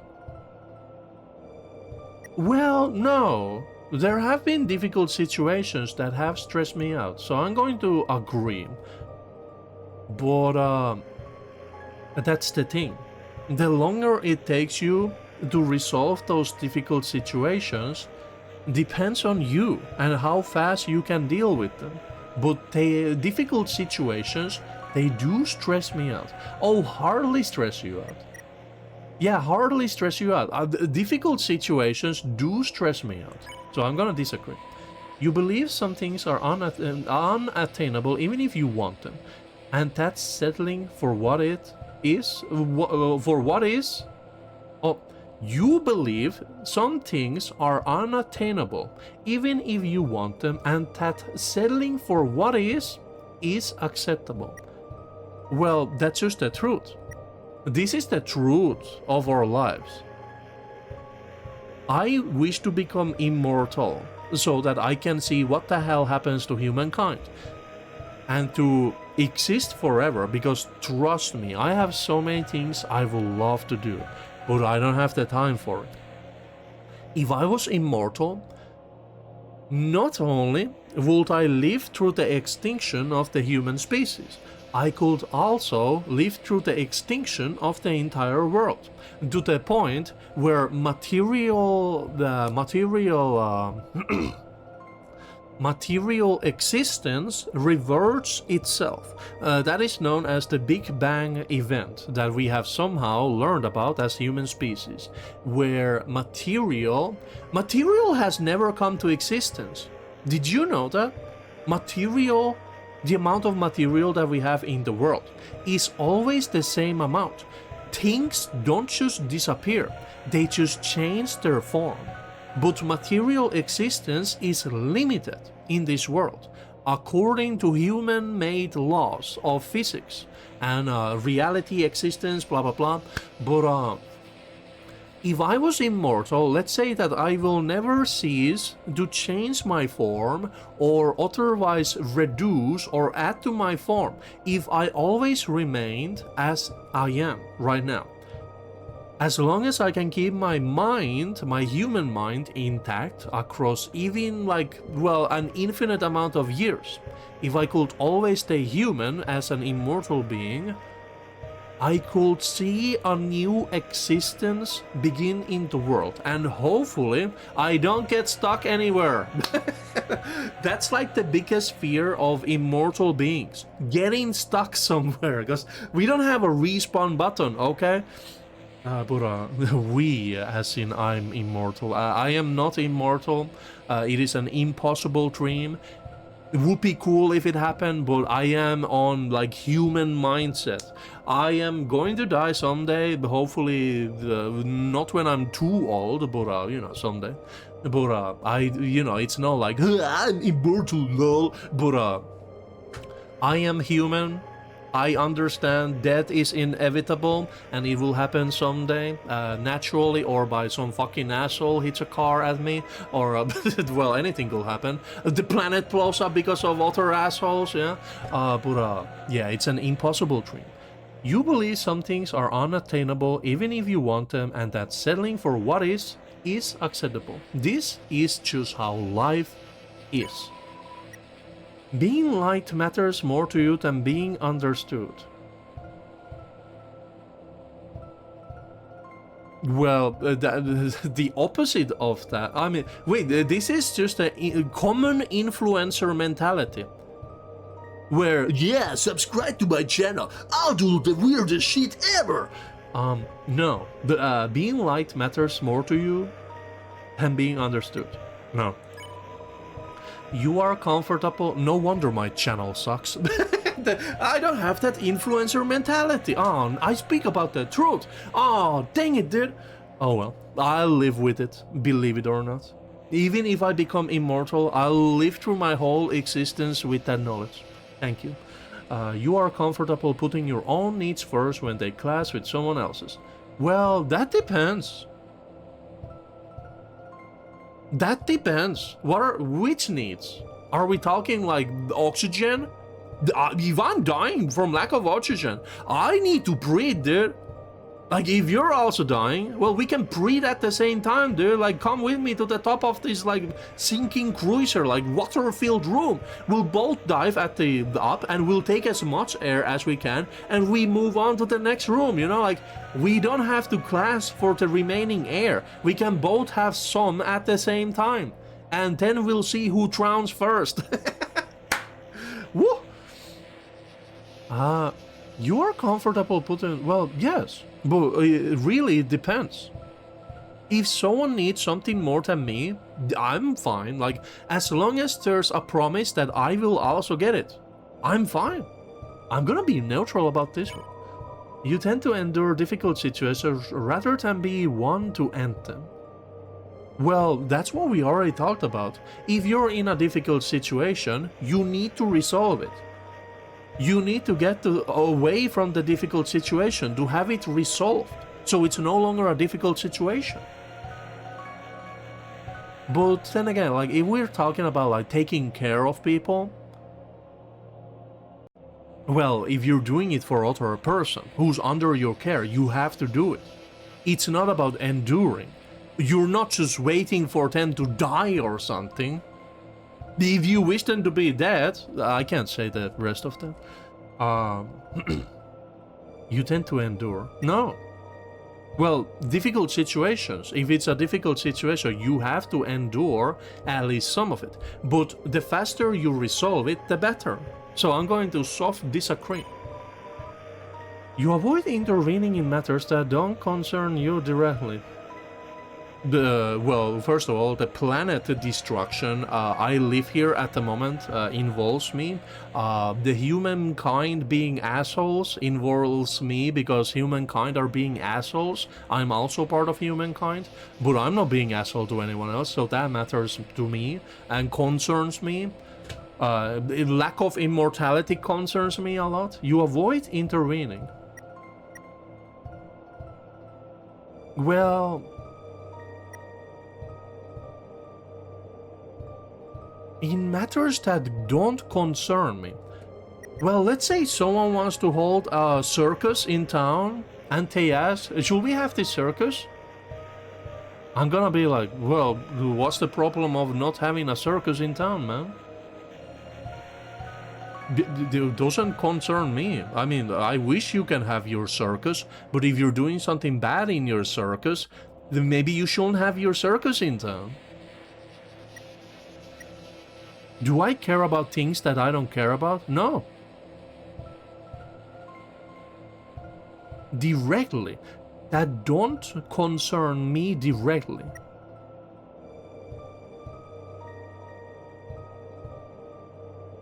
Well, that's the thing, like, destruction of our planet concerns me directly. But someone having a circus in town, I don't care. Like, circuses, I've been to a couple of ones when I was a child, they're very fun. But if you can't have your circus, doesn't really matter to me, man. You avoid intervening in matters that don't concern you directly. Directly. So do they actually concern me indirectly?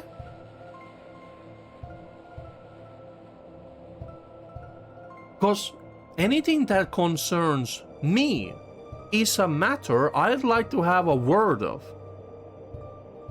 But there's no such thing as things that concern me indirectly.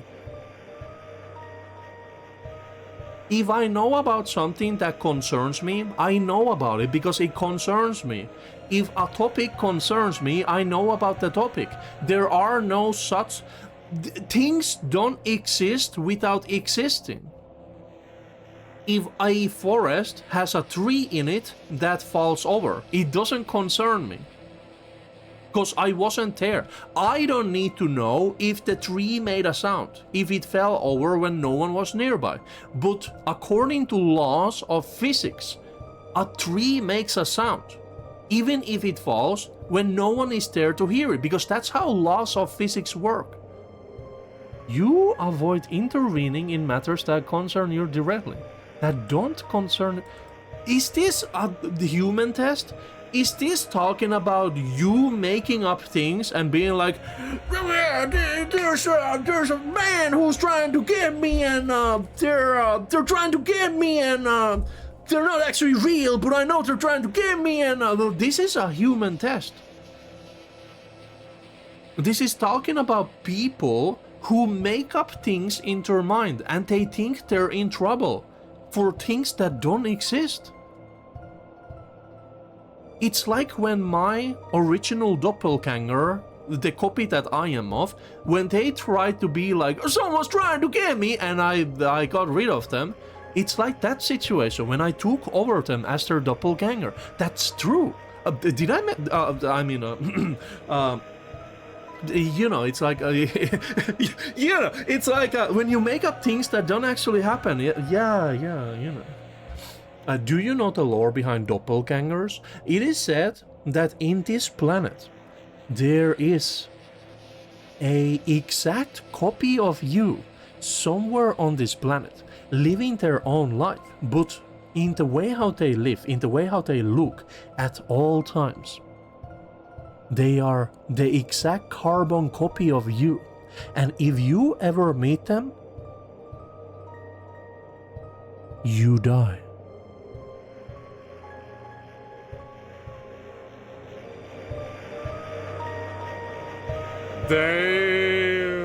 Yeah, that's the lore behind doppelganger. Actually, isn't it written in German Doppelganger? Yeah, it's a Doppelganger. So yeah, that's what I was referencing to. That I met my doppelganger and the doppelganger took over me.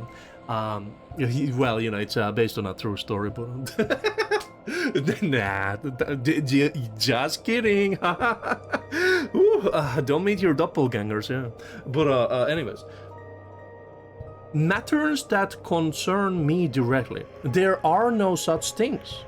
Because if there is a matter that concerns me, it's always directly. I cannot be concerned about something that I do not know about. I cannot physically worry about things that do not exist. Never. Or you avoid always. Because something that doesn't exist. For example, tell me something that doesn't exist.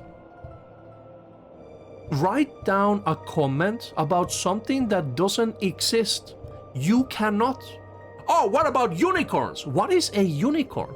It is a man-made, fictional animal of a horse with a horn. Did you know that exists because it is a fictional character that we have made up as a human creativity? Or active minds have created an idea. For example, what is a dragon? Do dragons exist in real life? No. But a dragon, I can describe it to you because it is a fictional creature, a mythological creature. It is a flying reptile creature of massive size, usually has wings, but there are also wingless dragons like the Asian dragons, for example, that fly without wings. And usually this reptile, this giant reptile with wings, has a scaly skin, spiky tails, sometimes spiky spines from them, and they usually breathe fire. Everything that I have described to you makes sense because it is a description that you can imagine, but you cannot describe something that doesn't exist. This is the truth. Seeing someone being treated unfairly angers you deeply. That's how humans should be. Unfairness. We should not tolerate unfairness. We need to meet the same standards as an idea, as a social concept. Unfairness needs to go. We have to be fair for everyone, and everyone needs to have the same building blocks available for their lives. This is what humanity should be about. Remember, humanity. Humanity is a big word that you have to mention when we're talking about treating people fairly. Everyone. Doesn't matter who they are, if they are a human being, they should be treated fairly. Well, this is pro-human, of course, but then we also have other animals as well. Every living creature should be treated fairly in a way that they have a chance at the life that they live. But if you do bad things, well, that's when things start to differ, yeah. Should bad people be allowed to do bad things? No, because they're doing bad things. these things, these bad things, they're bad things because they're inconveniencing other people. You're being against humanity. Remember, those are bad things. You value the journey more than you do the destination. True. When someone is struggling, letting them fail and learn from the experience is sometimes for the best. The room between. Wait, huh? What do you mean the room between? What is this? Why is there a room between? When someone is struggling, letting them fail and learn from the experience is sometimes for the... What is the room between? So the thing is, the room between is the man behind the tree. When someone is struggling, letting them fail and learn from the experience is sometimes for the best. I think so. Because again, you have to resolve things for your own. I'm gonna go to the room between. Let's go. There is a room between. There is a room between. The man behind the tree. You are more critical of yourself than... You will put yourself in harm's way if it meant how... What do you mean? Come back! No. There's a room between. There's a room between.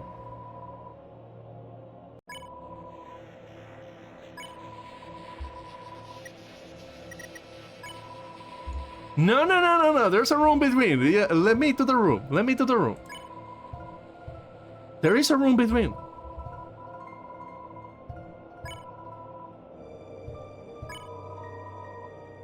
What? But the room between.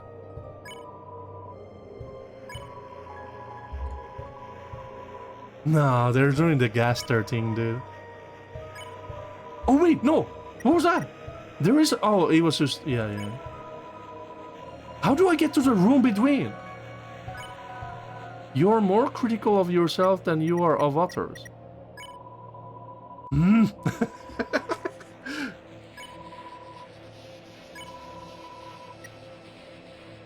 You will put yourself in harm's way if it meant helping someone you hold dear. No. Go back.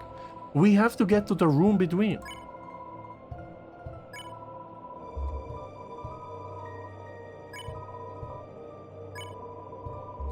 No.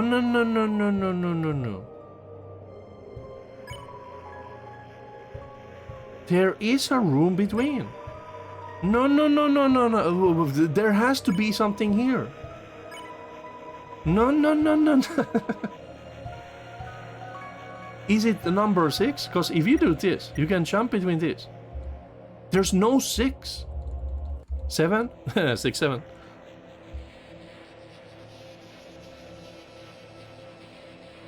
The room between. I wanna go. Let me go. There is a room between. Where? How do I get there? Let me go. What?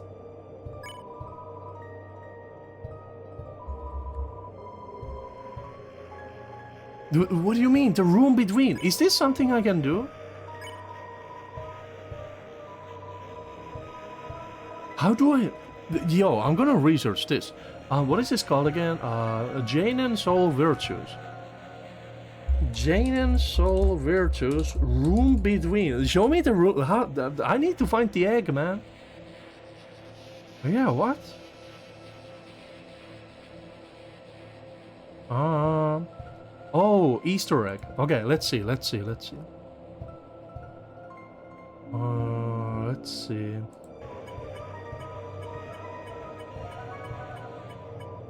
I think it's chance, yeah. Nah, dude, it's chance. There is a room between. Let's see. Room between. Oh no. You value the journey. Yeah, strong agree. Yeah. Room between. Go back. Room between. Go back. There is a room between. There's a room between. There's a room between. Let me go. Let me go. No, no, no, no. Let me go. Let me go. Let me go. No, no, no, no, no. Let me go. Let me go. Let me go. No, no, no, no, no. Let me go. Let me go. Oh, oops. There we go. So we click twice, and then we go back.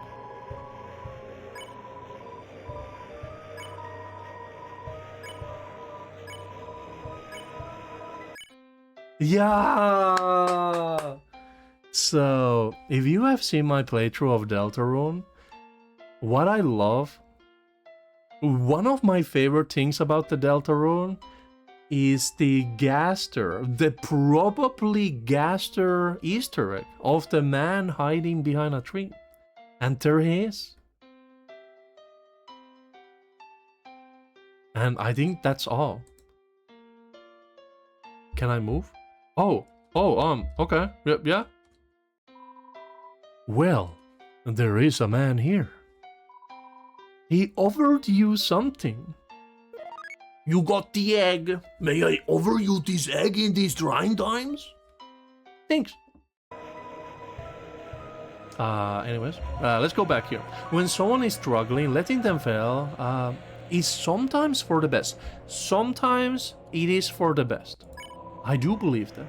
You are more critical of yourself than you are of others. Well, I'm not saying I am a better person. I did say that before. As someone with a human soul, I am better than a lot of selfish people on this planet. But I am, well, again, like that's the standard.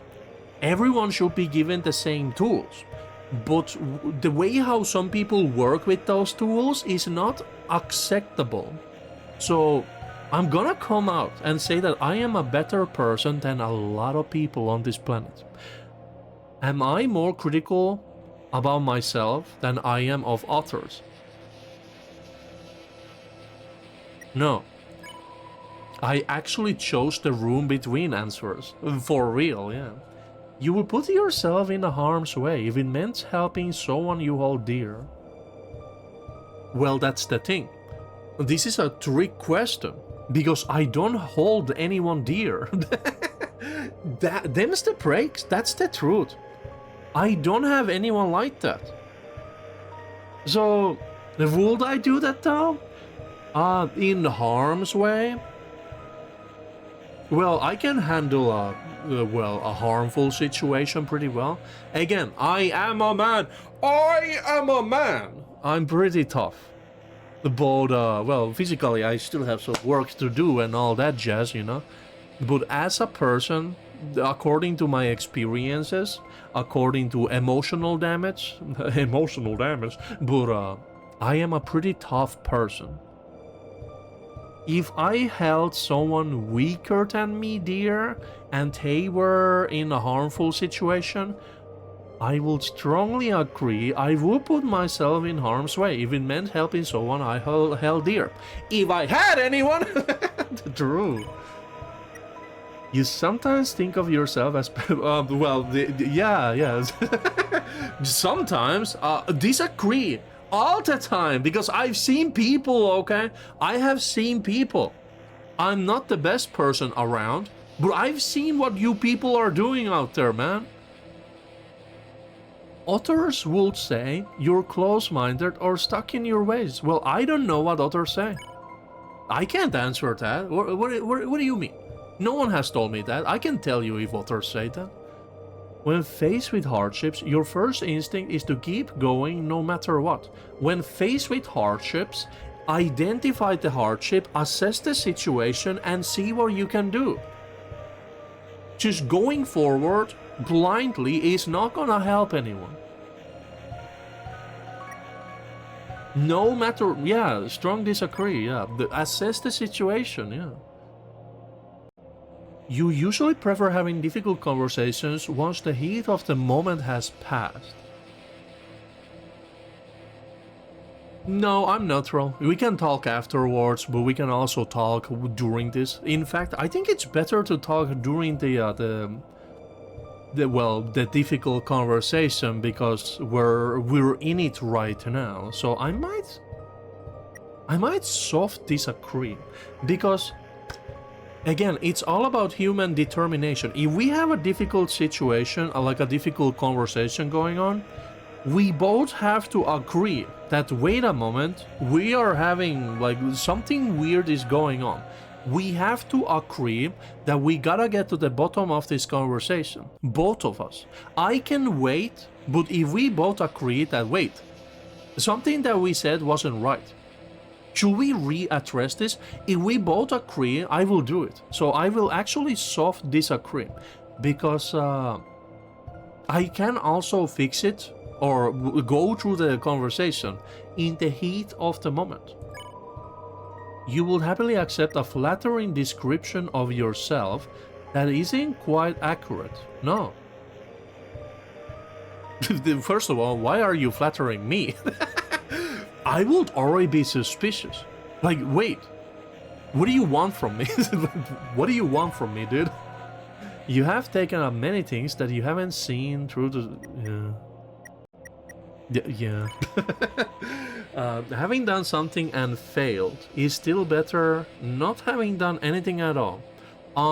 If you try to help firefighters trying to extinguish a burning house and you're like, I'm gonna do something, and you take the bucket of oil and you throw it on the house. This is a situation that heavily depends on the context. Neutral. And there you go. Have you answered honestly? Well, I hope so, because we'd have to redo this quiz. Yes, I have answered as honestly as I can be. You acknowledge the possibility of pain and seizure. Yes, because that's what life is. Oh, you know what? You know what? I got the egg. Nice. I'm very glad I got justice because, well, first of all, I feel like the kinds of topics that I'm talking about recently are actually very justice coded. You know what? Other than determination, AJ got bravery, Kuribel got kindness, but the fact that I'm justice is actually pretty cool. 9 points clear of integrity. This is very well me coded. Perseverance, integrity, justice. A little bit of patience. I'd say I put bravery. Wait, yeah, what's with the bravery being so low? Wait, what? Well, I guess bravery also means... Whoa. Change patience with bravery. Honestly, I feel like I'm a little determined person. Well, I guess, no, I did answer a little bit. I feel like my determination should be more. Yeah. My determination should be more. My bravery should be more. I'm not kindness, because kindness to me is the sugar coating. Kindness is important. I am I do help people who are in need of help, but yeah, some of those answers, they also take away from the soul, so I wonder the way how this quiz works. I think the way how it works is that everyone starts with a 50% on every soul, I feel like. Because it does talk about losing points as well. But yeah, yellow soul, yeah. Despite the cruelty I endured, I never let myself be corrupt. Wow, that is a good line, huh? Yeah. Your full spread. Justice at 69. Nice. What is justice? So the reason why I love this end screen, because it talks like in very much detail about all this stuff. Yeah, and I think I'm gonna check the other souls here as well, but let's read about justice a little bit. Yeah, I wanna see the other souls. What is justice? Let's see. Justice is the ideal that fairness should come first. All animals are equal, none are more equal than others. Slights against yourself can sometimes be let go. Slights against someone who couldn't stop them, almost never. True. It makes you the kind of person who will bring a wrongdoing to light no matter what, often at your own expense. Even in the face of consequences though, it's uncommon for the just to regret having done the right thing. Yeah. If you do the right thing, it's the right thing. Yeah. True. The shadow of one's soul. Justice is blind, and its guns easy to aim wrong. Yeah, guns! An unhealthy justice may end up needing to be in the right no matter what, and find it difficult to tell fairness from vengeance. Due to their inability to trust anyone's judgment over their own, also true, they can end up becoming too stuck in their ways, or even vindictive. Also true! Oh no! A great deal of pain has been inflicted by people who would have sooner died than admit themselves wrong. Well, that's the thing about me, I don't go that far, yeah. Often confused with integrity. Integrity and justice have many things in common. Both have a strong moral compass, both are hard to sway, and both concern themselves with building a framework of rules. The main difference is who these rules are pointed at. Integrity will use them for itself with little concern for others, while justice holds everyone to those standards. Okay. Your second strongest virtue is integrity. But also, which one was it? It was perseverance, yeah, okay. The golden pair, integrity and justice. The first, frameworks and rules built inward. The second, frameworks and rules built outward, yeah. The integrous just has a strong moral code and a strong drive to make sure that code is respected by themselves and by others, no matter the situation. These people are honest, direct, and ready to do the right thing. Sadly, nothing comes without a price. Both virtues are so strong-willed that they can become too stuck in their ways, and that might even end up with an inability to admit to being wrong. Your lowest virtue is determination. Of course, no one can be perfect at everything. Wow. Yeah, wait, I want to share this result, yeah. Yeah, it's unofficial fan-made, yeah. Yeah, I'm gonna do this, Bing Bang Boss, there you go. I could also save image. Well, I did. Okay, well that's good. Yeah, we'll see. Wow. Yeah, I like that. Yeah. So I want to read about the other souls.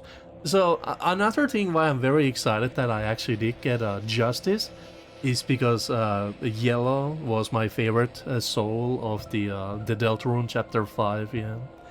You know what I'm thinking? I don't know. We probably don't have a secret boss fight in chapter 5 involving the weird truth. But you know how there's no red soul in all the flowers?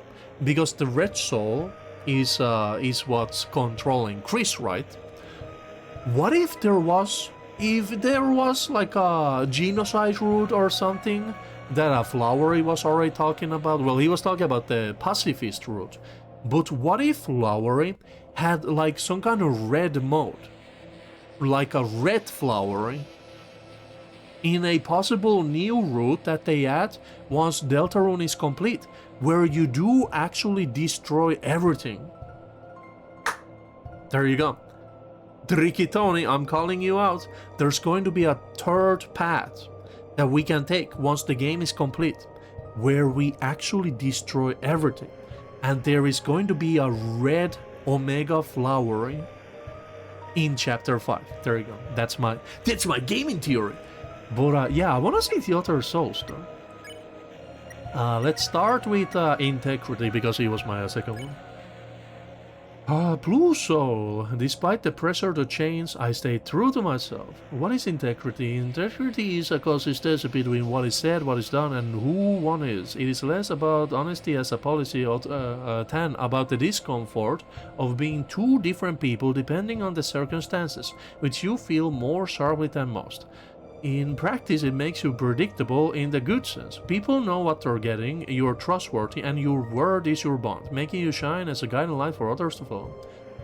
Integrity is rigid, and it can quietly become too proud of itself if unregulated. Integrity can make its own self-satisfaction more important than any. So long as it can tell itself that it's part of its identity. Being able to always tell the truth rarely requires hurting the ones who have to hear it. It's also a way of never having to change. This is who I am. Shadow the Hedgehog. So this is who I am. This is who I am. So this is who I am. It's a very convenient wall to build and hide behind, and one that is difficult to break down. Often confused with justice. Integrity and justice have many things in common, both have a strong moral compass, both are hard to sway, and both concern themselves with building a framework of rules. The main difference is who these rules are pointed at. Integrity will use them for itself, with little concern for others, while justice holds everyone to those same standards. Ooh, I'm so glad we have the pairings here. Okay, let's go. How integrity pairs with other virtues. The integrous, with determination as their secondary virtue, are usually people who figure out who they want to become and never stop chasing that ideal. They envision the best version of themselves and never stray from the path that leads there, refusing to take any and all shortcuts. Of course, being so strong-willed has its weaknesses. They might end up conflicting being successful, most often in the well department, or popular with being the best version of themselves, falling into difficult to break pipelines in the process. Bravery. Being so strongly anchored in their principles, the integrous with bravery as their secondary virtue will do anything to prove who they are. Calling them dishonest or doubting their feelings is all but asking for their anger. This internal compass can also be a great way for the brave integrous to direct their efforts towards something that is worth fighting for. The golden pair, yeah. Thanks to kindness, wish to help those in need, the kind integrous is always ready to help, but can direct his motion towards causes they especially believe in.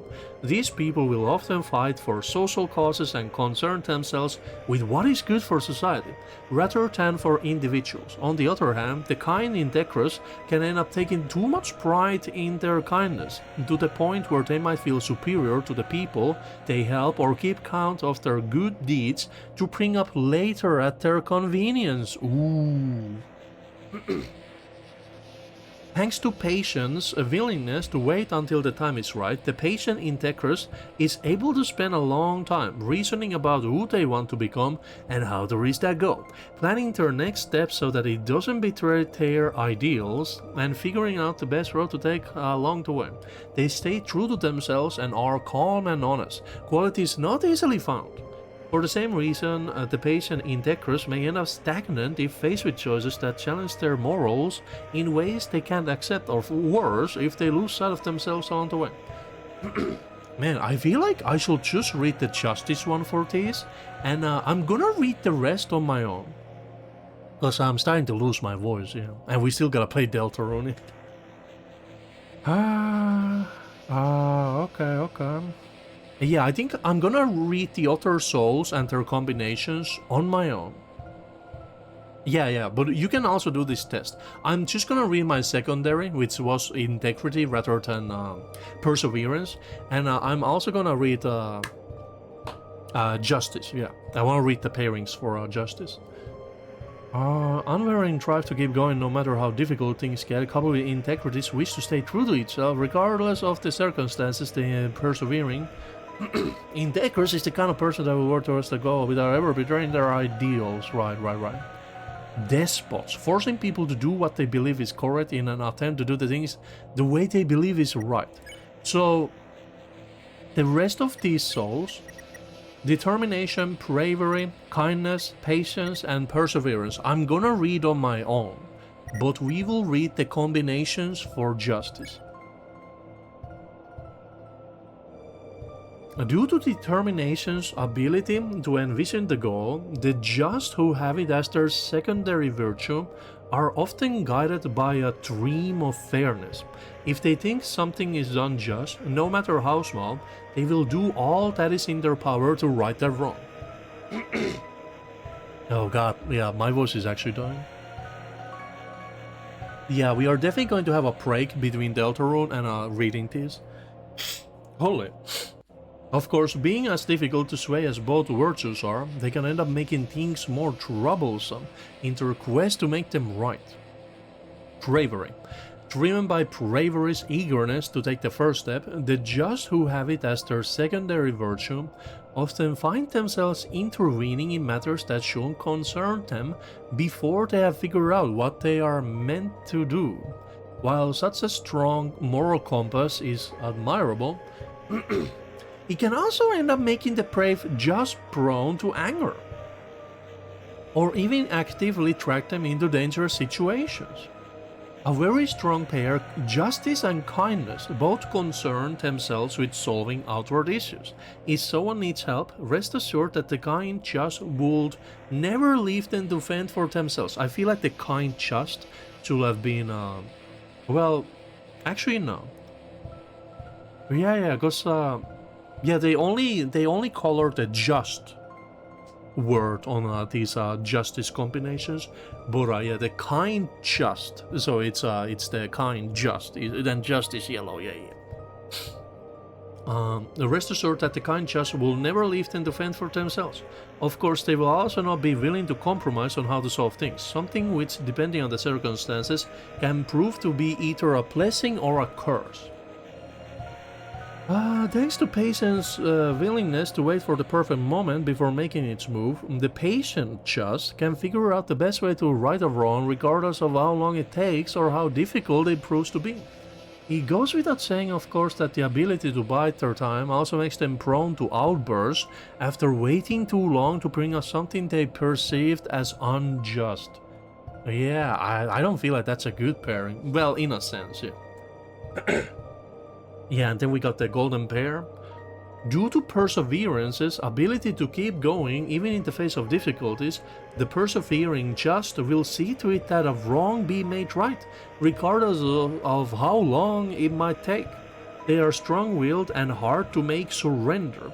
Of course, this comes at a price. The persevering just can easily become vindictive and end up holding grudges if they feel their moral compass is being disrespected. So, I feel both integrity and perseverance with my justice are actually right. This is a very good quiz, man. Well, it's only a quiz as well, we gotta remember that. But I feel these pairs. These are some good pairs, man. Yeah. But once again, I am going to read the combinations for these other souls and their descriptions on my own time. But I'm very glad about what I got here. This is a very good quiz. Once again, it's undertale.jaden.uk. Well, you can just search for Jaden Soul Virtues Extractor Quiz on the internet as well, and you will find this. Oh man, yeah, I need to have a short break though. I can cross that one out, okay, cool. Whoa. Now, let's talk about Chapter 4. Let's also get rid of this one. Let's see. Now we are going to enter the Deltarune, but before we do that, I gotta have a break, oh my god. Quiz successful. Chapter 4, Weird Truth, Part 1 out of 2. The begins. After a break. Yeah, I need to make bigs. Where is this coming from? I have not eaten in like 11 hours, man. Holy. But there you go. Chapter 4 Weird Truth Part 1 out of 2 begins after a short break. I cannot do the entire thing today because it is too much at this point. But enjoy this song for a while. Yeah, I can't play any Deltarune songs because they're gonna get flagged, so you know. Well, the like actual songs, like the background noise is fine, but you know. Yes, we will have a short break. It'll probably be like a couple of minutes, but you can skip ahead on the video. I'll see you there. For now, break time! Woo!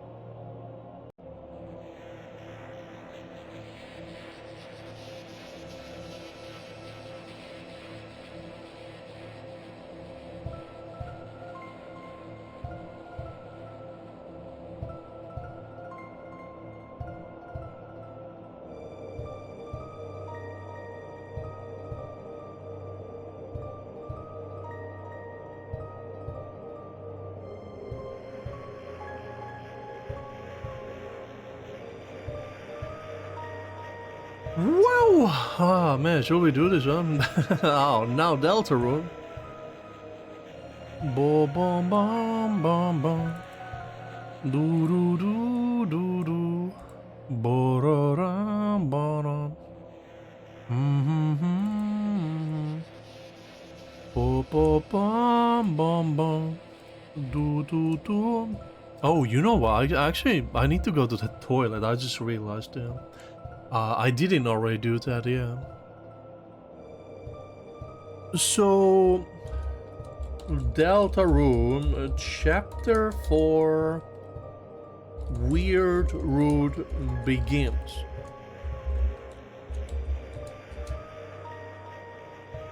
After a toilet break. Yeah, there you go. Anyways, back to that. Anyways, cool. I'll see you later. Woo!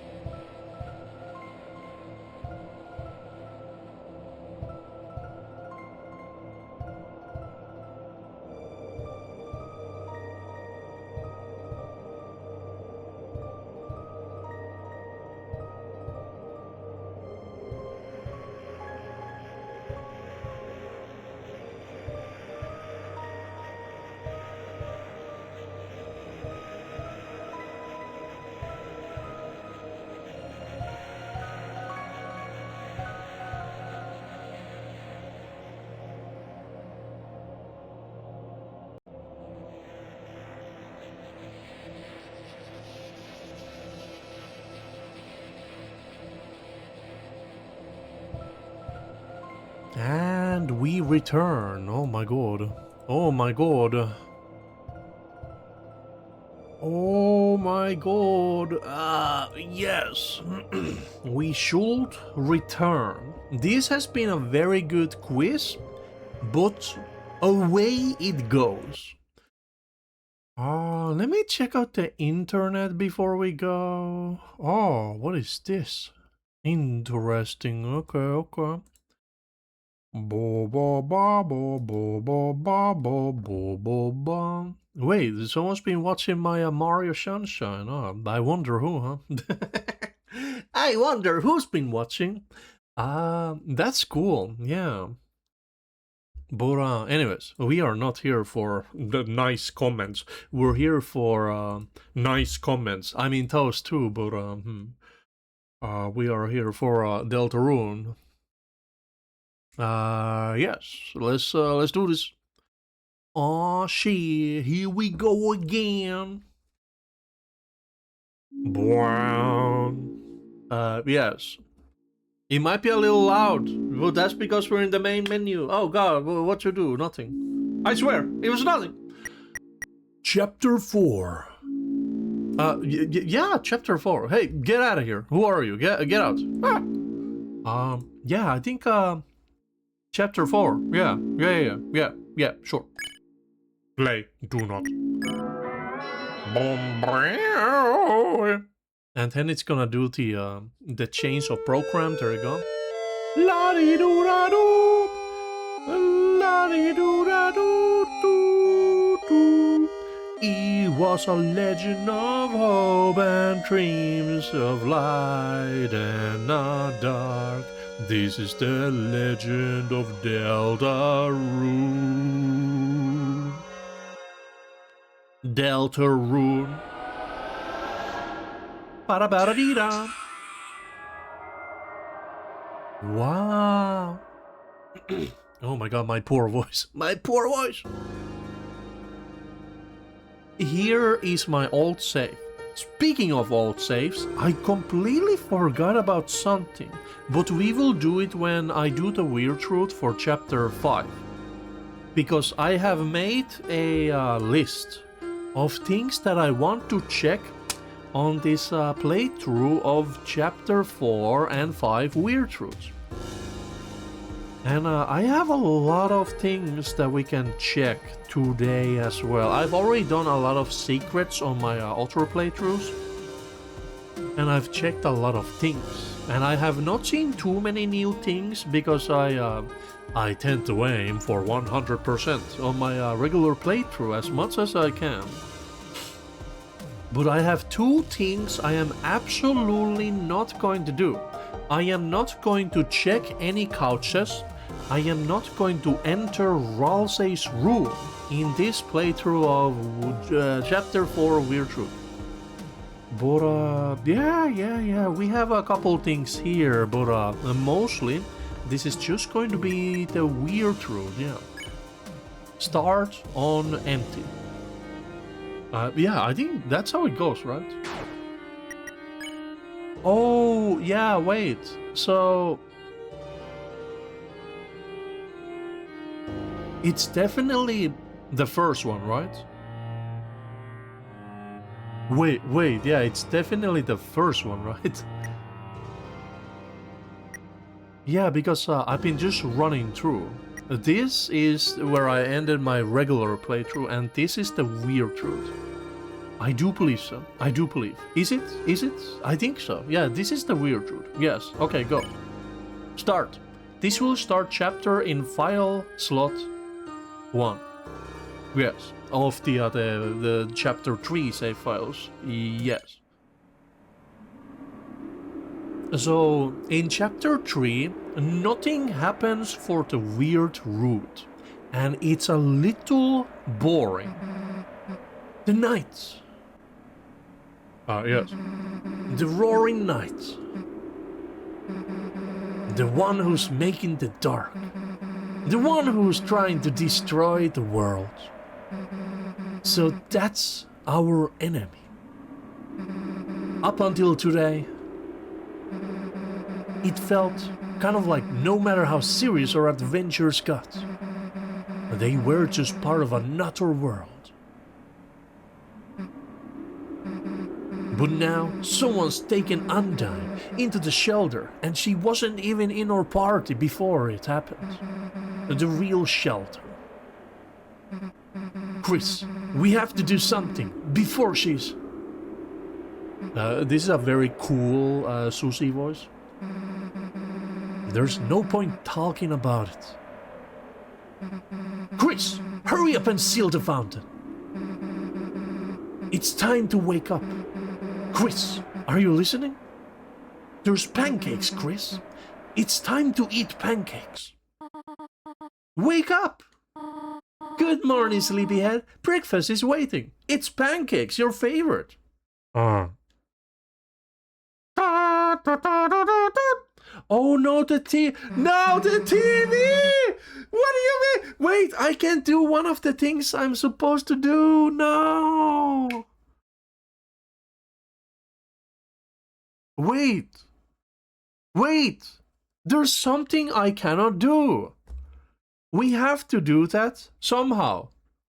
Wait, yeah, wait, no, that's easy money. I can just use my old chapter 4 clear. Okay, we're gonna do that when we get the chance. On chapter 5. Oh, wait.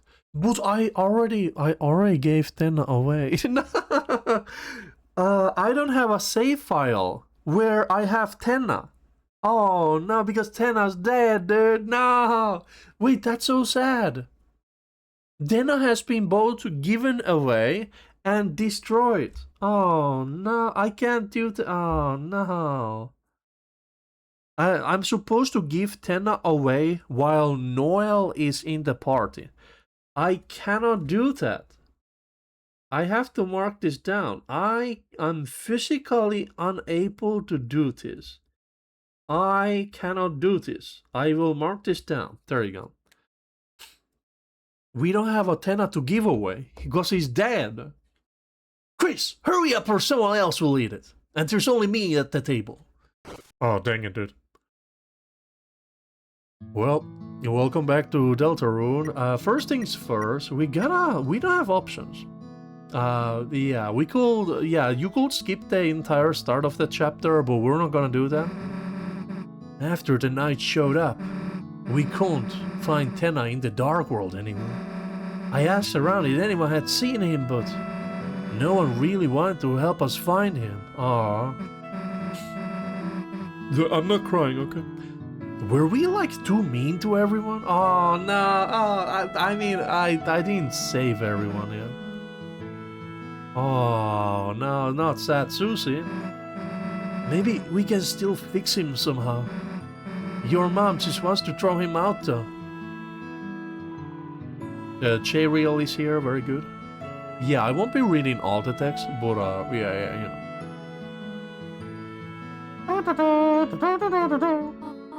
Oh, Chris, you were sleeping like a puppy. That's my face. Did you rest well? Come to think of it, I had some very strange dreams.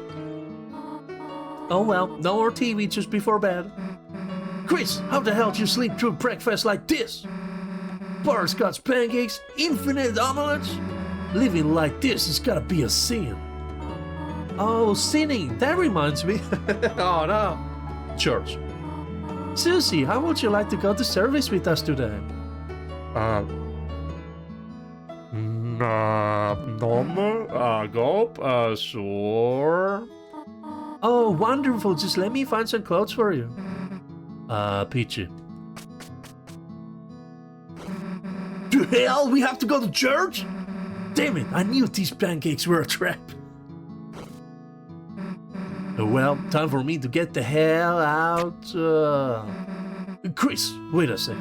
You remember last night, right? Yeah, it was crazy. I'm dying, that place he was taken to? The shelter? It's like close to the church, right? It's probably a long shot, but maybe someone around there knows how to get in. I mean, if we don't hurry and save her, then... Susie, Chris, come and try on your clothes. Just a sec. Ba-ba-dee-beep-ba-dee-boom. Here, try this on. Horn of Despair. Sorry, Susie, all that fits you are Asriel's old clothes. Actually, speaking of the church, there's actually a hidden chocolate that you can find inside Asriel's old clothes. If you have never taken the dark candy in chapter 1, if you have never taken any healing items in any chapter, and you still play chapter 4, you get the ancient chocolate that only Chris can eat, and it will heal him for 400 HP. And it's apparently just rotten chocolate. Oh god. So that's something I learned when I was looking into some of this stuff. But yeah, the requirements for that one are kinda insane though. Never have taken any healing item with you ever. Woo. Oh Chris, does she now look perfect? She look very nice. Oh, I'm so sorry this is happening. Shut up! This is your fault. Well, shall we all walk over together? Yeah, because the truck is not working. Well, let's just get this over with. Pancake. Wait for me, Pancakes. I'll be back for you. Susie, get the phone. You're already on the phone, after all. No, Susie, get the phone. What's up? What's up? Cookie cutters or gingerbread, yes. Somehow there's already white fur stuck in the train. Gross. Is anyone going to clean that up? Oh yeah, we gotta steal some money. Right, true. Any photos on the refrigerator? Don't show. Stop hugging the fridge, freezer freak. Look at this photograph. What did you Photoshop Raul say to be? What? That's your brother? Oh yeah, I guess Susie won't know, yeah. Yeah, now that I look at it, he looks different. I said I get it. You can stop pointing out the differences. Is this Toby, like, crashing out? Raul has different colored horns. My goodness. Yes, I get it. Hell no. Wash your hands at church, Chris. So, wait, did I not do this? Because I think I did steal money with Susan, so yeah. How's my money? Oh, we are not doing the money grind, are we? Oh, we can save here. You could barely see it, a patch of sunlight that shouldn't be there. It felt different in your hand, and you knew what it was. So, yeah, we are going to save on the save slot number 3. And the middle one is the place where we can put our bookmarks in. There's $5 in your brother's drawer. Take it? Yeah. You reluctantly borrowed $5.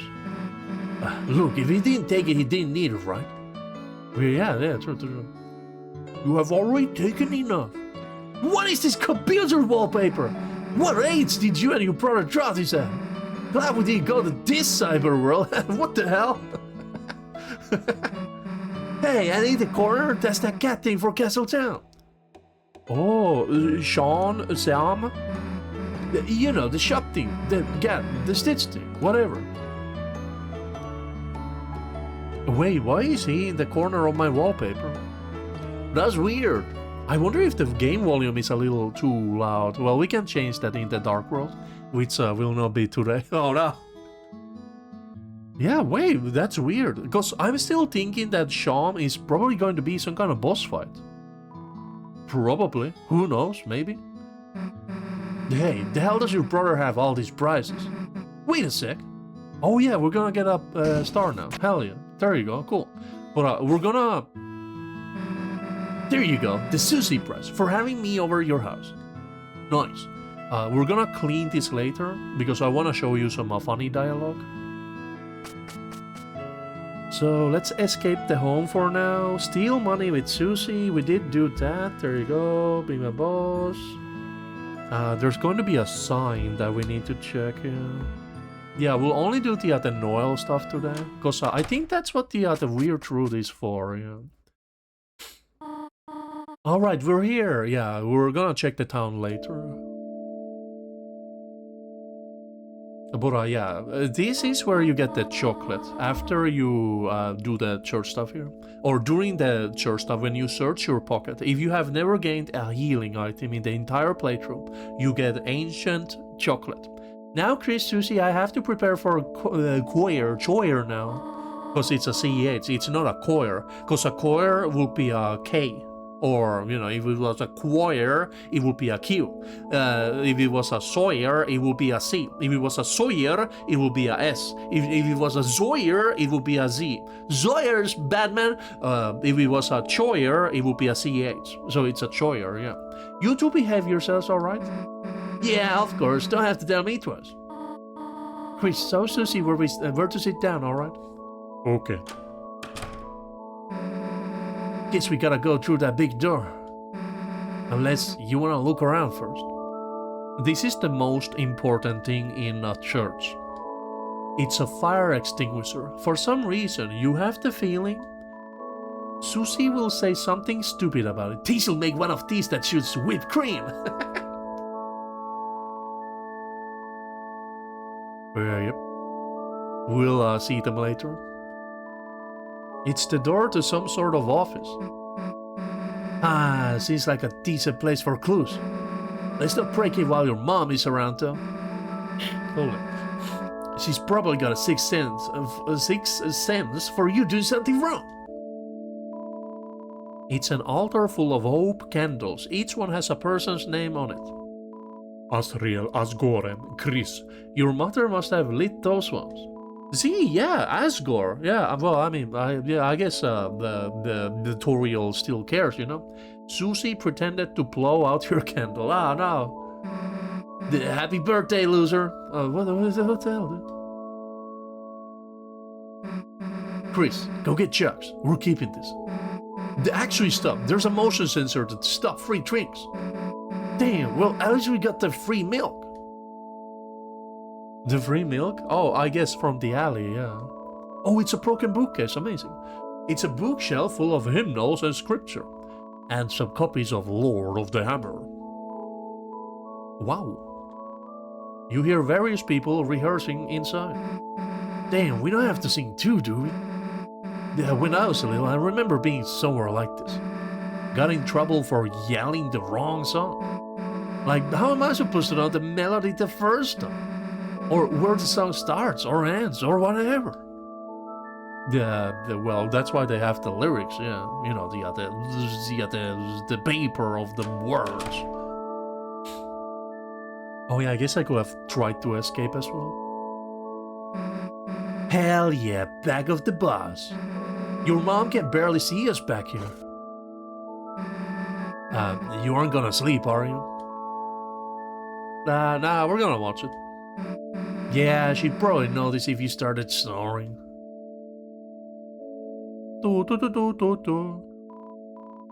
Ah, welcome everyone. Thank you for coming again today on this glorious day of days.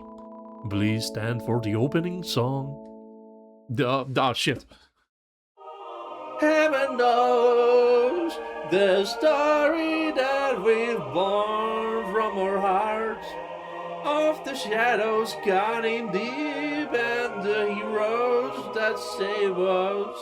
Heaven knows the beauty of the soul, and we weep to the majesty and pray we not forget or to in the dark. And the tale of Deltarune. Did you stand up? I hope you did.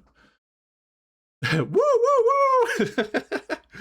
Yeah, I want more interactions with the cat family. I mean, freaking Bratty or Catty, the kitty, whatever, the cat lady has, they have a face in their dialogue box. So they have to be important, right? They're not here at the moment, but you know who I'm talking about. It's so nice to have freaking Rudy's over here, yeah. Oh, no, I just remembered, no! Anyways, you may now close your hymnals.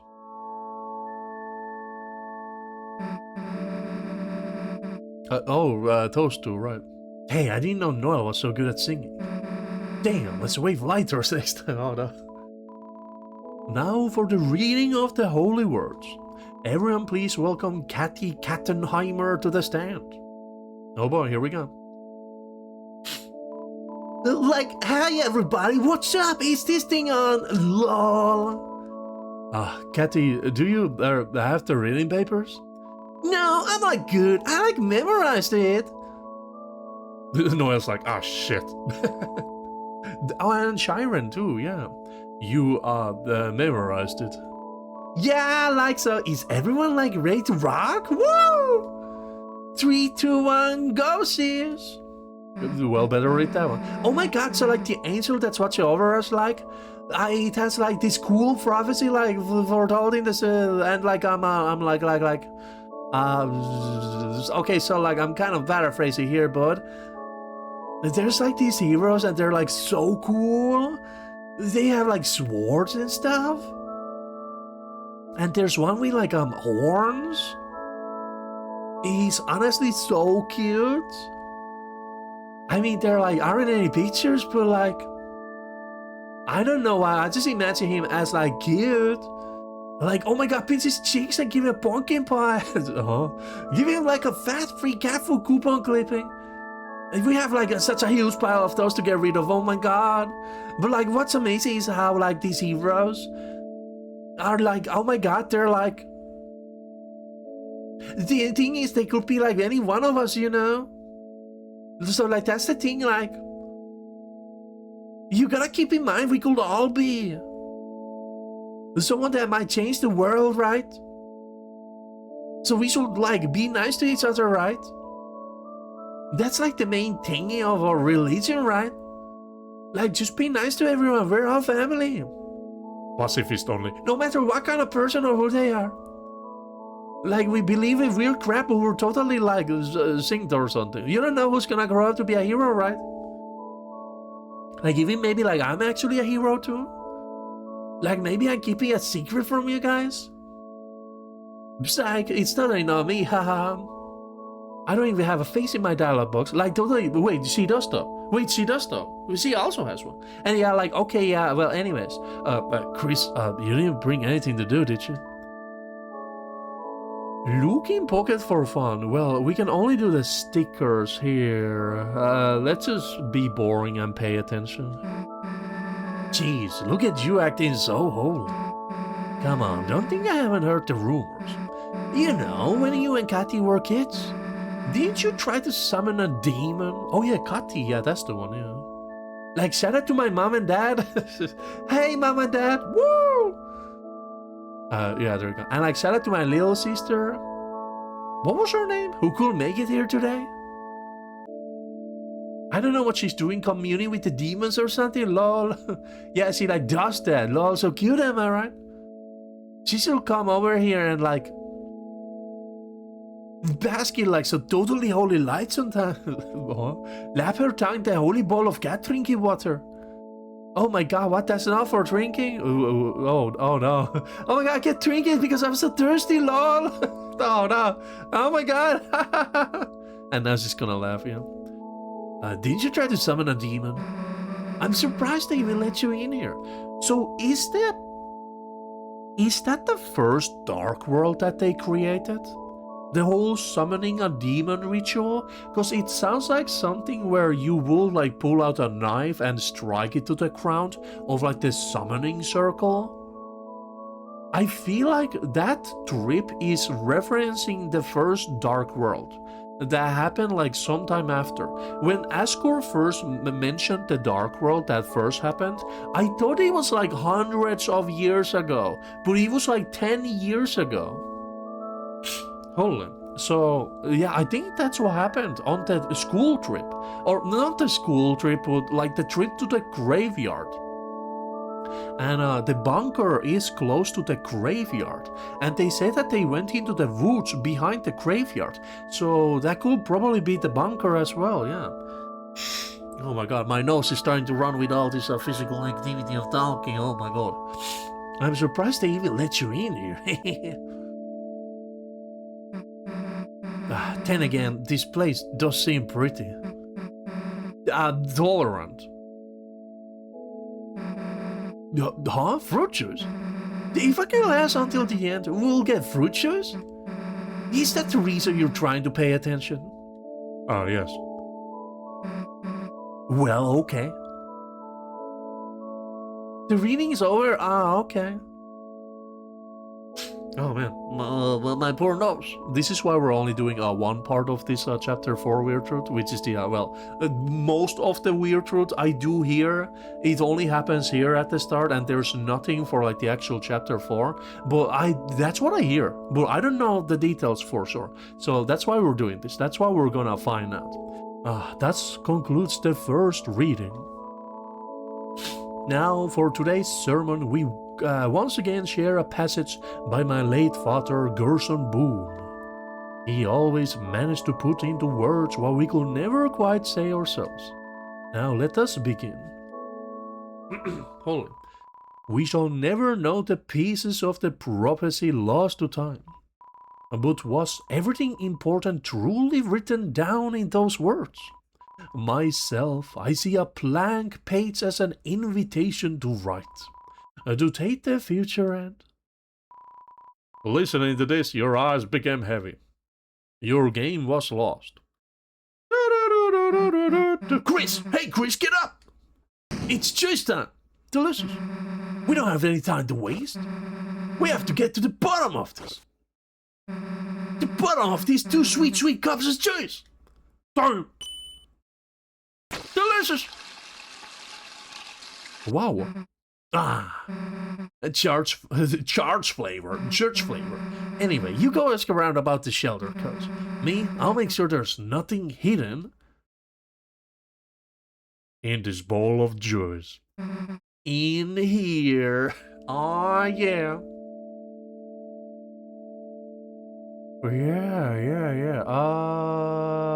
Yes. I don't need to read all of this. Yo, what up, my man? Chris, it is most wonderful to see you worshipping here today. And with a friend too. Did you seek something from me? Yo, banging sermon, my man. Thank you, Chris. Haha.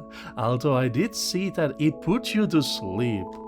I know I do not exactly have a flair for entertainment. That's why I don't write my own sermons or anything anymore.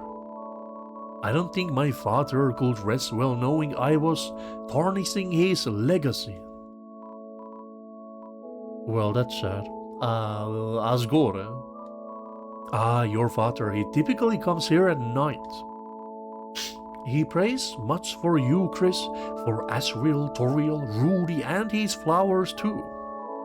You should join your mother in praying for him as well. But not your father, let that bum be, oh my god. Oh man, my nose is what's the word? Congregated. Yeah, sure, that one, yeah. Is that the word? I think, something like that, yeah. Chrissy, oh my god, you came to see me, so cute, huh? Code locked. Sorry, don't get it.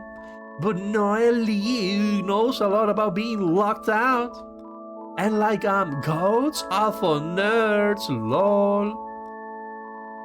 My little girl came back today. My big girl too. Code, locked door. I'm a simple man, Chris, but my genius daughter will know. Today is a cartoon fishbone grill for all the girls of the house. We are crunchy bones. We are feminists. Huh?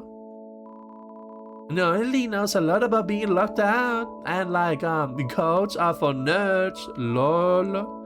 Yockington. Chris, fooled you, haha. Bet you thought I was cutty. Today's game was wild. I think we won. What, codes? Sorry, don't know that. Never will. Being real. For her, I got the big church match as her substitute player. For me, she covered in hair. Always. We do what? The other can not. Code, if you meet the code to success, look at my man and my girl. They knocked out the whole dang congregation. Way to go, family. Woo! The congregation was massacred. They got shut down.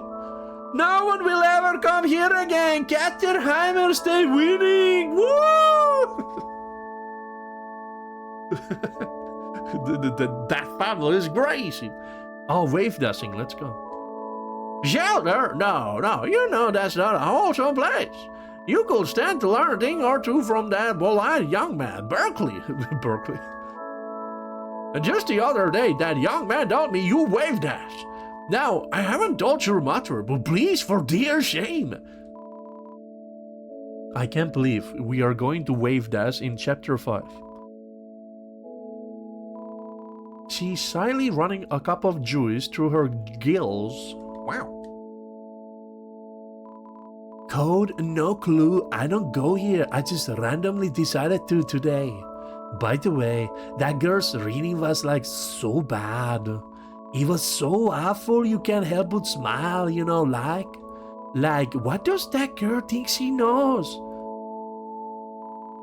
Think she'll go to the diner after this? I mean, I am. Guess I have to watch her to make sure she doesn't go. Holy, I actually like voicing her. Let's see. Hey, be nice to your mother. You're all she talks about Gwen. You're her little snowball, her little slushy. Make your mother proud, Chris. Chris, be nice to your mother, your father, your brother, and all others. Chris, put on anything in your hair before... Chris, put on anything... Oh yeah, that was the voice. Put on anything in your hair before you come here today, no? You mean you ain't Gallet? Gallet? Angel? Angel?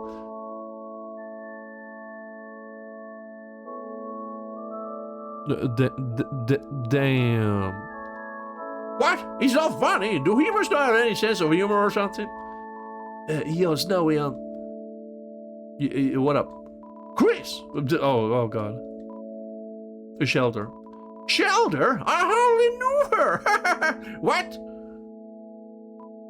Yo, Chris, didn't expect to see you here with Susie. It's cool. You're kind of like taming her, haha. Susie will not be tamed. Well, true. Also, Shelter. Huh? Susie? Susie's making you ask, isn't she? Chris, learn to say no to her, huh? For both of us.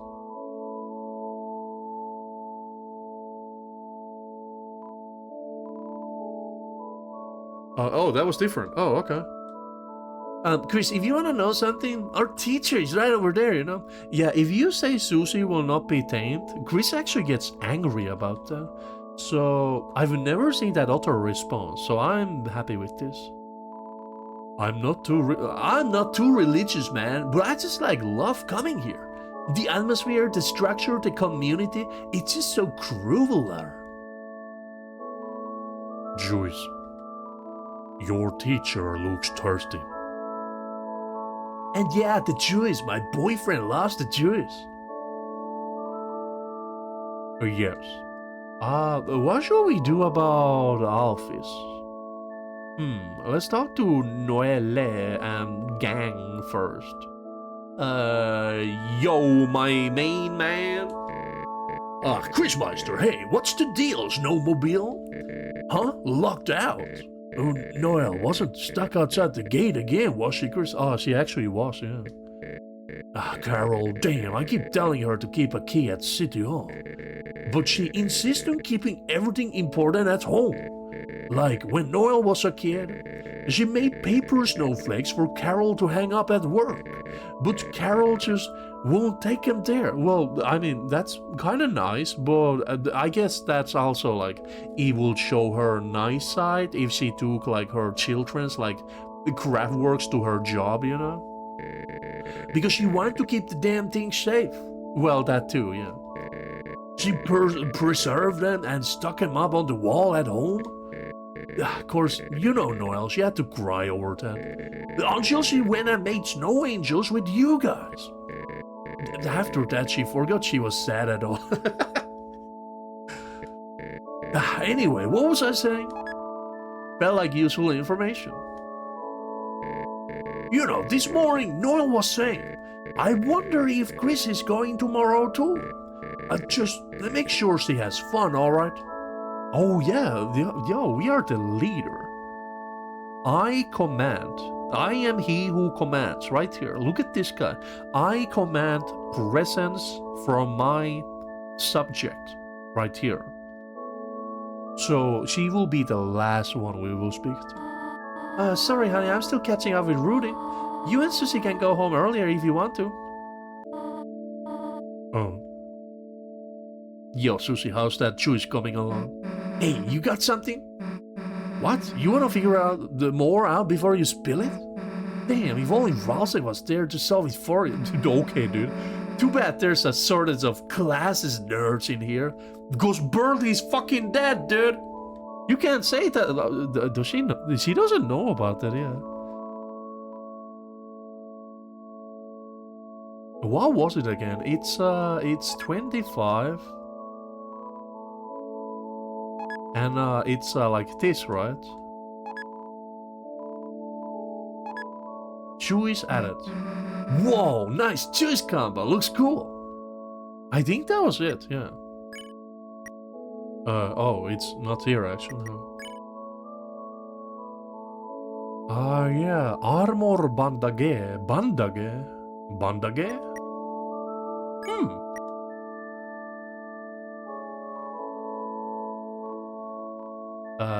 Yeah, ha ha ha ha. Pretty good, right, Chris? Why don't we hang out more anyway? Here you go. Chris, a nice surprise seeing you here. Baby. Darn, I need a drink, but Susie's over there. If I could make my 25% red and 75% yellow juice combo that you have in your hand somehow, I know she'll make fun of me for it somehow. It's funny because she actually really enjoyed the juice combo. My throat is parched. Chris, is that my special combo drink recipe? So, Tricky Tony, where's the dialogue for accidentally getting this right? Or in case you already remember the combo? Yeah, we have already done the different combos of juice. You will basically get drink names out of it. We did it on the actual playthrough. You can watch that in the watch, yeah? Over juice. Here you go. Chris, what a relief.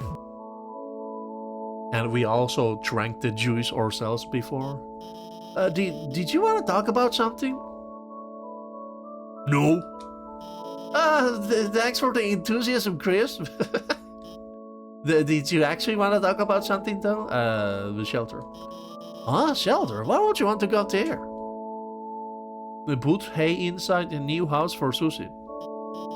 Like she's some kind of horse? Won't she just eat the hay? Looks like you know Susie better than me. Wait, let's not seriously go into this topic. That being said, Chris, I don't think you should. Try to go in there by yourself. The shelter, it's a place for people to survive an emergency, right? But ever since I've moved here, it's been closed for some reason. It makes me wonder if even if there was some disaster, whatever's inside there might be worse? Of course, maybe that's just my paranoia speaking. But I will say, I've only ever seen a couple people head over there.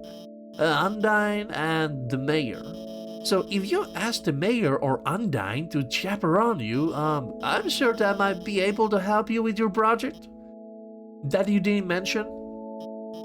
How did I know about you mentioning the project anyway? By the way, in the process of asking about weird things, if you could tell her Undyne to call me or text me back, or I guess it's otherwise find out if she hates me after she totally busted my bike, that would really help me out. She's sort of not answering my calls. Feel like you gathered enough clues to tell Sus. Did you want to talk about something else? Undyne. Yesterday evening, Officer Undyne actually invited me here. She said, you know, I've been in a town a while. I should make some more friends, you know? Which is why it's kind of awkward. She's not even here. No! I actually can't even reach her at all. Leaves. Do I even want to speak to Noel?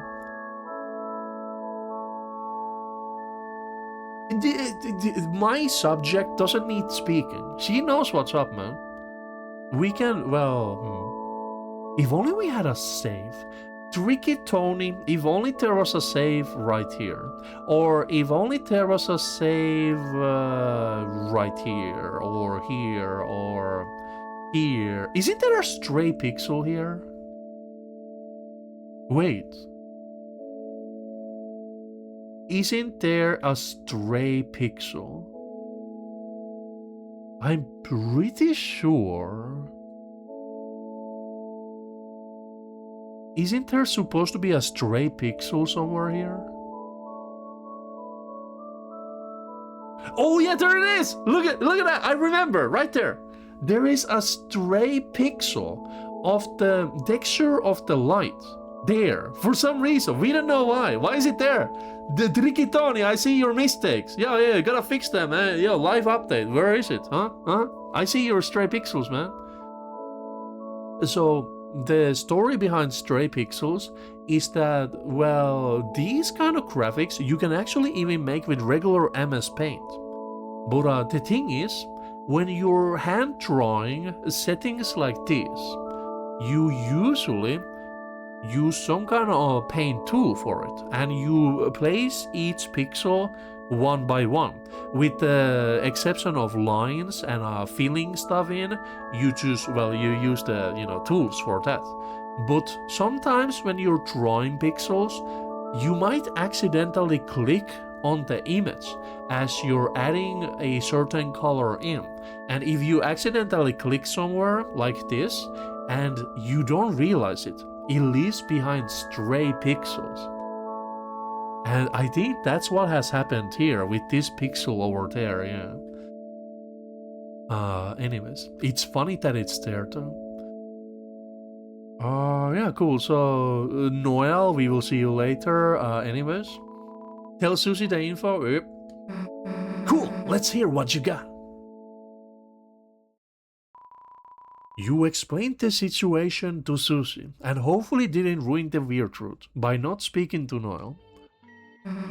So, the only two reads we got are Undyne and the mayor, huh? I guess if we think about the three symbols on the shelter, that pretty much tracks. One looked like the church symbol. Don't got that code yet, but it could be here. One looked like the badge the cops wear. Remember, Asgore is, he used to be the police chief, yeah. So Undyne probably knew something too, which is actually not true. Asgore knew about it, Undyne probably did not. One looked like a pine tree and the mayor likes trees, right? I mean, there's one in City Hall. Maybe that's why the knight captured Undyne. Holy. They wanted to take their code so they could get in. But in that case... Oh, you know what? So I'm against the idea that Carol is the knight. But maybe they're trying to stop us from getting in. And that's why Carol is capturing all these people. I guess that could track, yeah. But I don't think Carol will be the knight for bad reasons. Because of what we know about her, yeah. Oh my god, my nose is so stuffed. Holy. They have to know the other two codes too. You know what? I think what I'm gonna do here, we've been already going for 3.5 hours. I'm actually gonna do the chapter 4 Weird Truth stuff next time. Which might be after I go to sleep later today. It might be after that. I'll try to do it between Sunday and Monday. Yeah, today is Sunday, right? Yeah, it is, right? Yeah. So I'll do it tomorrow, because I feel like my nose got to the point where it's like not letting any more air out, and that's kind of a problem actually. So we're gonna do this church stuff here, and we are actually going to end shortly. But well, that's just how it's gonna go. But I'll try to beat all of chapter 4, Weird Truth, next time, because we'll have the conversations. We'll have the entire chapter there, yeah. But anyways, someone who goes to church, who knows the mayor, who also has something to do with the police. Who the hell could that be? Asgore? Yeah, Asgore. If only Susie got it right. If only she knew. So we are kind of misleading Susie towards the wrong path. We know it's Asgore, and we know that Asgore knows about all this.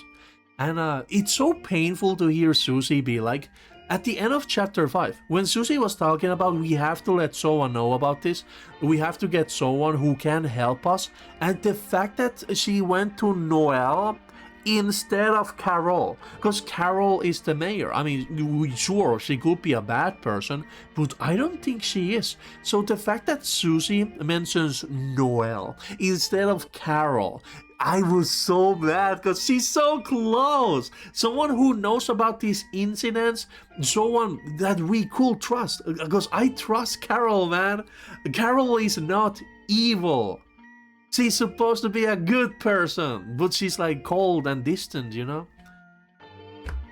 Damn, but what is She's the Night though? Nah, I don't believe that. I'm not Carol is the Night gang. It's Papyrus, that's right. Yeah, it was me! Oh no. Guess City House our best bet for now. What? Noelle said her mom keeps everything important at home. Yeah, wait, now that I think about it. The mayor's Noelle's mom, right? Maybe we tried. Chris, and Susie. Oh, wait, she noticed me first. Yeah. That's right. Chris comes first. Would you want to come by my house? And work on our projects after church? Proceed. Yeah, of course. Great. Proceed. I'll go bring my dad back to the hospital. Cool, that's awesome. See you later. Too easy, right? Boo! Give me 5. Hell yeah. Wait, no.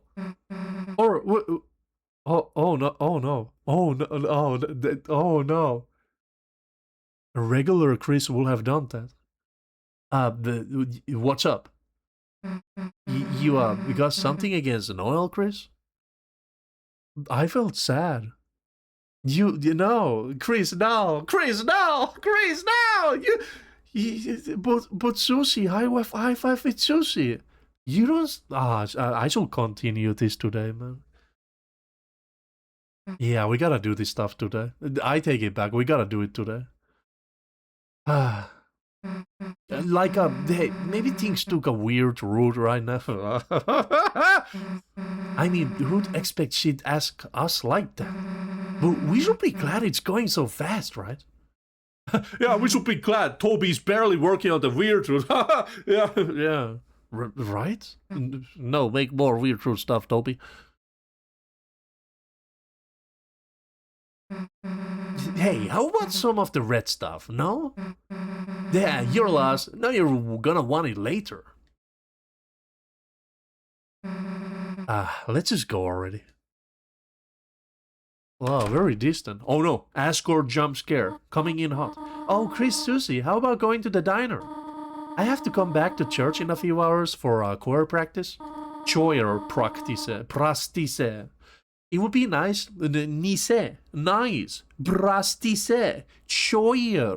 See? That's how alphabets work, man. Holy. It would be nice to have a little treat before 10. Driving in my truck, right through these bushes. Oh, Tori, what a coinkydink seeing you here. On a church, on a Sunday. Just after church ended too. On a Sunday. Did I mention that?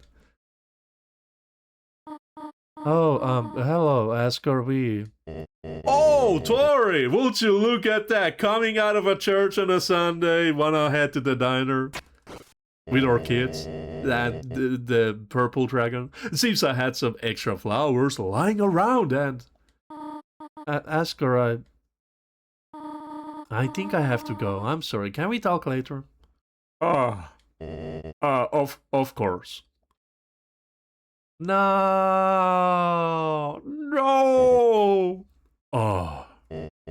Well, little blossoms, we tried our best. Best vacation ever. Just hope Asriel will be able to see us all back to normal. Oh, Chris, coming out of a church on a Sunday. How are you doing? Would you like some flowers? Here you go.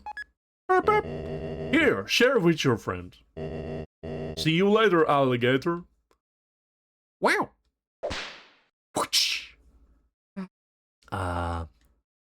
Yep. Hey, let's change the hell out of these clothes. Magical growth transformation. Wow. Now what? Wanna check up on Ralsei at school? We should probably catch him up on the plan. Or I guess we could go to Noel's first. Whatever you wanna do, do it. It's the weekend. Your church clothes have returned to the earth. Oh, yeah, maybe we should do this tomorrow, Tom. Yeah, I'm not too well, maybe I can do it. Maybe I can do it. Yeah, maybe I just need a short break, yeah. These clothes hold no power over you anymore. Holy.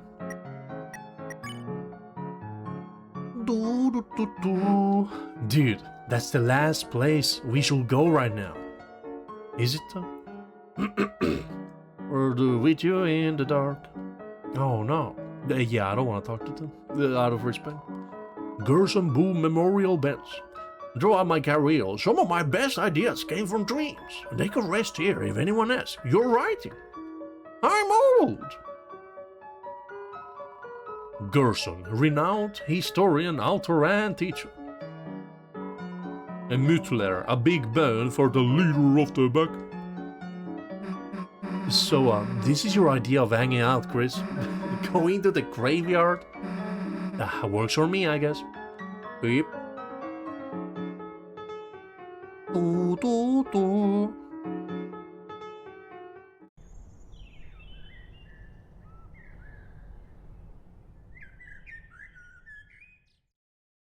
Let's see. Don't. On the shelter was a strange panel. It looked like a digital security lock. There were 3 entry fields and 3 symbols beside them. One had a pine tree beside it, one had an officer's badge beside it, and one had the Deltarune. The under of the tail? Wow!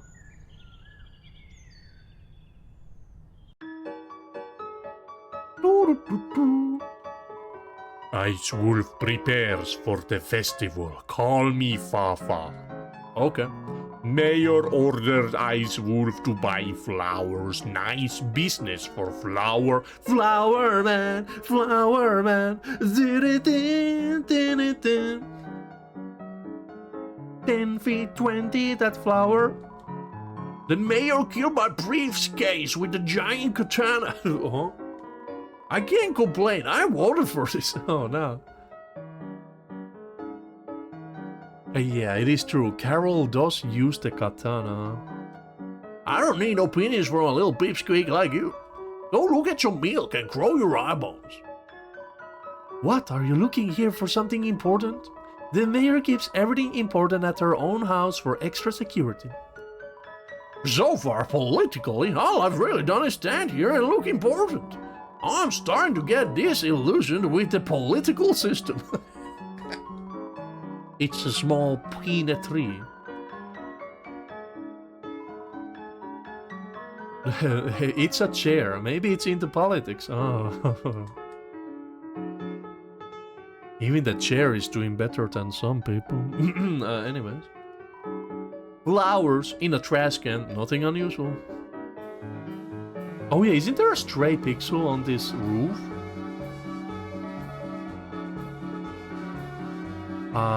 No, but there is a stray pixel here at the bottom of the roof side. Ah.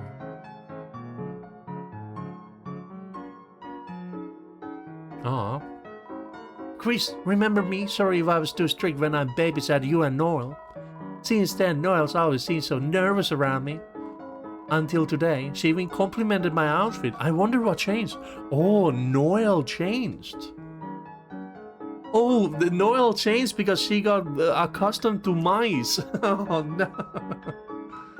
And she was muttering something like, "You don't scare me?" Yeah. It's a toy with beads on a track. One of the blue beads is broken and torn off. Pearlie's dead! Woo! Chris, your mom was bragging about your piano playing. Beep! I almost thought you were serious for a sec. What's with that pissed off look? I am not in control. Holy. Your friend, he is still. In any case, thank you for bringing him in yesterday. Oh no, Burley. Oh no. He fell down. He fell down. He's going to turn into dust because that's what monsters do when they die. Burley, where are you? You're not Burley. Also, yo, what up, Sink? Hey, Chris, why are you checking the sink? That's what I'm asking, sweetheart. Yeah, Sink wins. If you check the sink before Rudy, he gets mad about it. And on day 2, if you check the sink again, Rudy will comment sink to Rudy 0 or something like that, yeah. Practicing for tonight. Hand washing marathon, Chris? Leaves. What? You wanna go in by yourself? Whatever. No! No!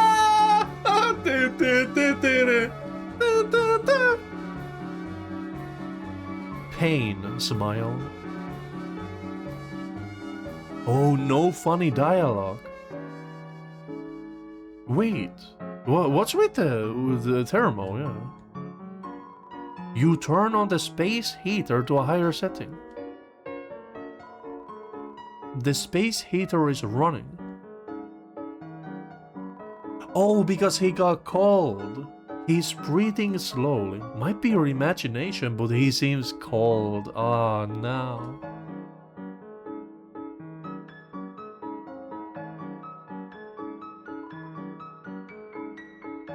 Yeah, it's burning up. Yo, roasted bird! You changed the hot water bottle on his head.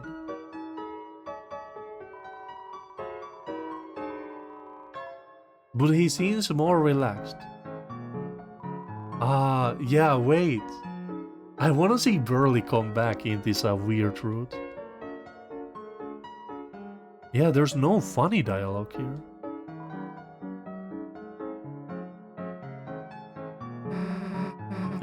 Burley's in there, right? Don't give me bird flu or whatever he has. Oh. Damn, Susie.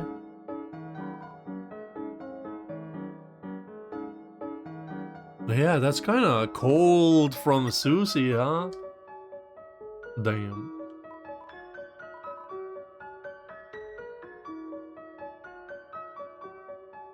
Damn. No cops, no speed limit. I can go as slow as I want.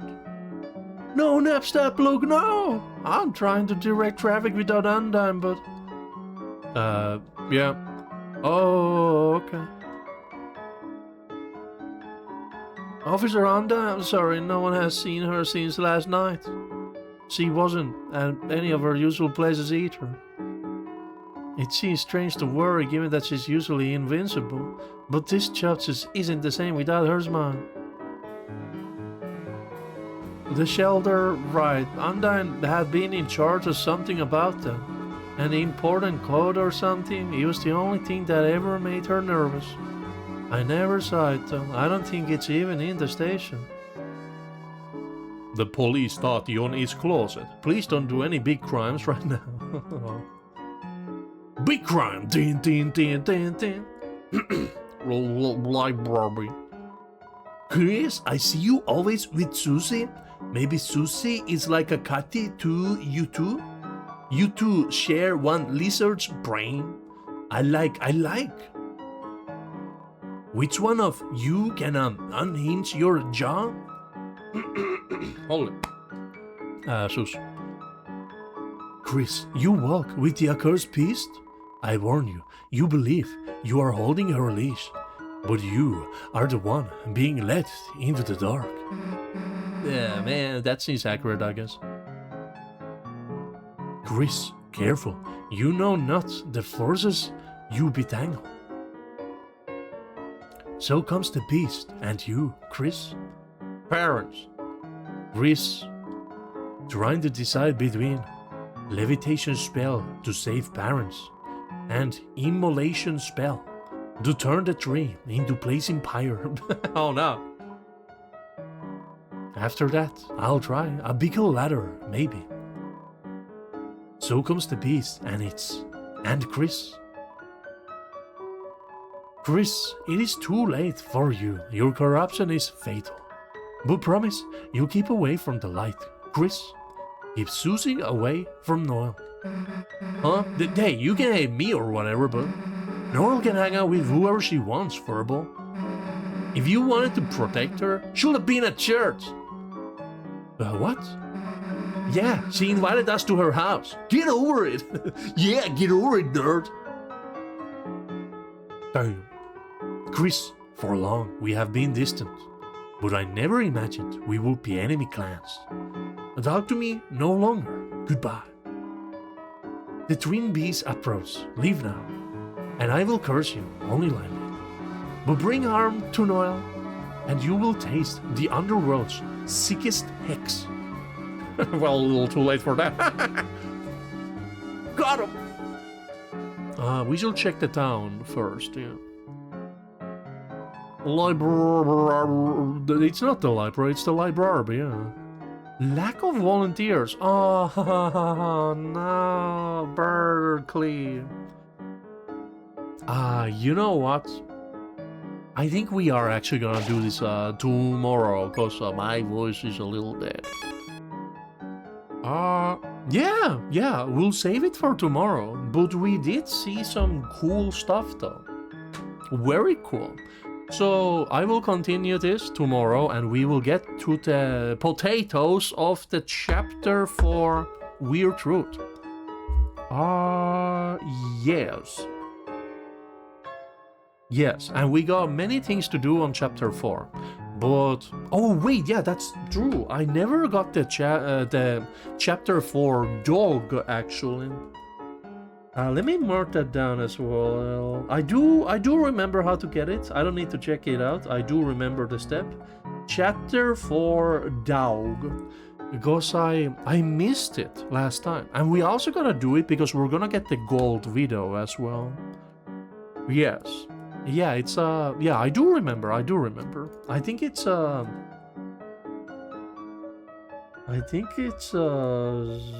this one. Yeah. Okay, cool. Yes. Cool. Yes, I think so. Yes. Okay, cool. Yes. Very good. It's a shame we won't get to see giving 10 away while Noel is in the park. Or maybe we can. I could try to start chapter 5 with a regular save file and maybe Tenna is there. Oh, yeah, true. Let me actually mark this down. Try vanilla save. Yeah, because you can start each chapter with kind of like a vanilla save where you don't have like the special unlocks, and it's kind of for you to like, well, get back into the story if you don't want to play through the whole game. But yeah, we can try a vanilla save for chapter 5 at the start of chapter 5, because I also need to reload my old save to see golden Tenna, because it wasn't added at the start of chapter 5 release, but in chapter 3 you got a golden statue of Tenna if you did the slots for it, and I did do that. I did get the pachinko of a golden Tenna, but we never saw a golden Tenna, so we gotta go check that on my OG save file. But I think for today, I think I'm done, because man, 4 hours of yapping kind of does a number for my throat, so I feel like we're just gonna do all of chapter 4 Weird Truth next time, other than what we saw today. Oh man, that quiz actually took a lot of time, huh? Because I would have been like, I would have gotten everything if the quiz was a little shorter, but it was a good quiz, so I really enjoyed that one. But yeah, the main focus of today was definitely the quiz. And we got to see Burley on what happened to Burley after chapter 2, yeah. Ooh, mamma mia. Anyways, there you go, Bing Bang Boss, and I'll see you next time. Woo! I'll see you there, bye-bye. Woo! I'm with you in the dark.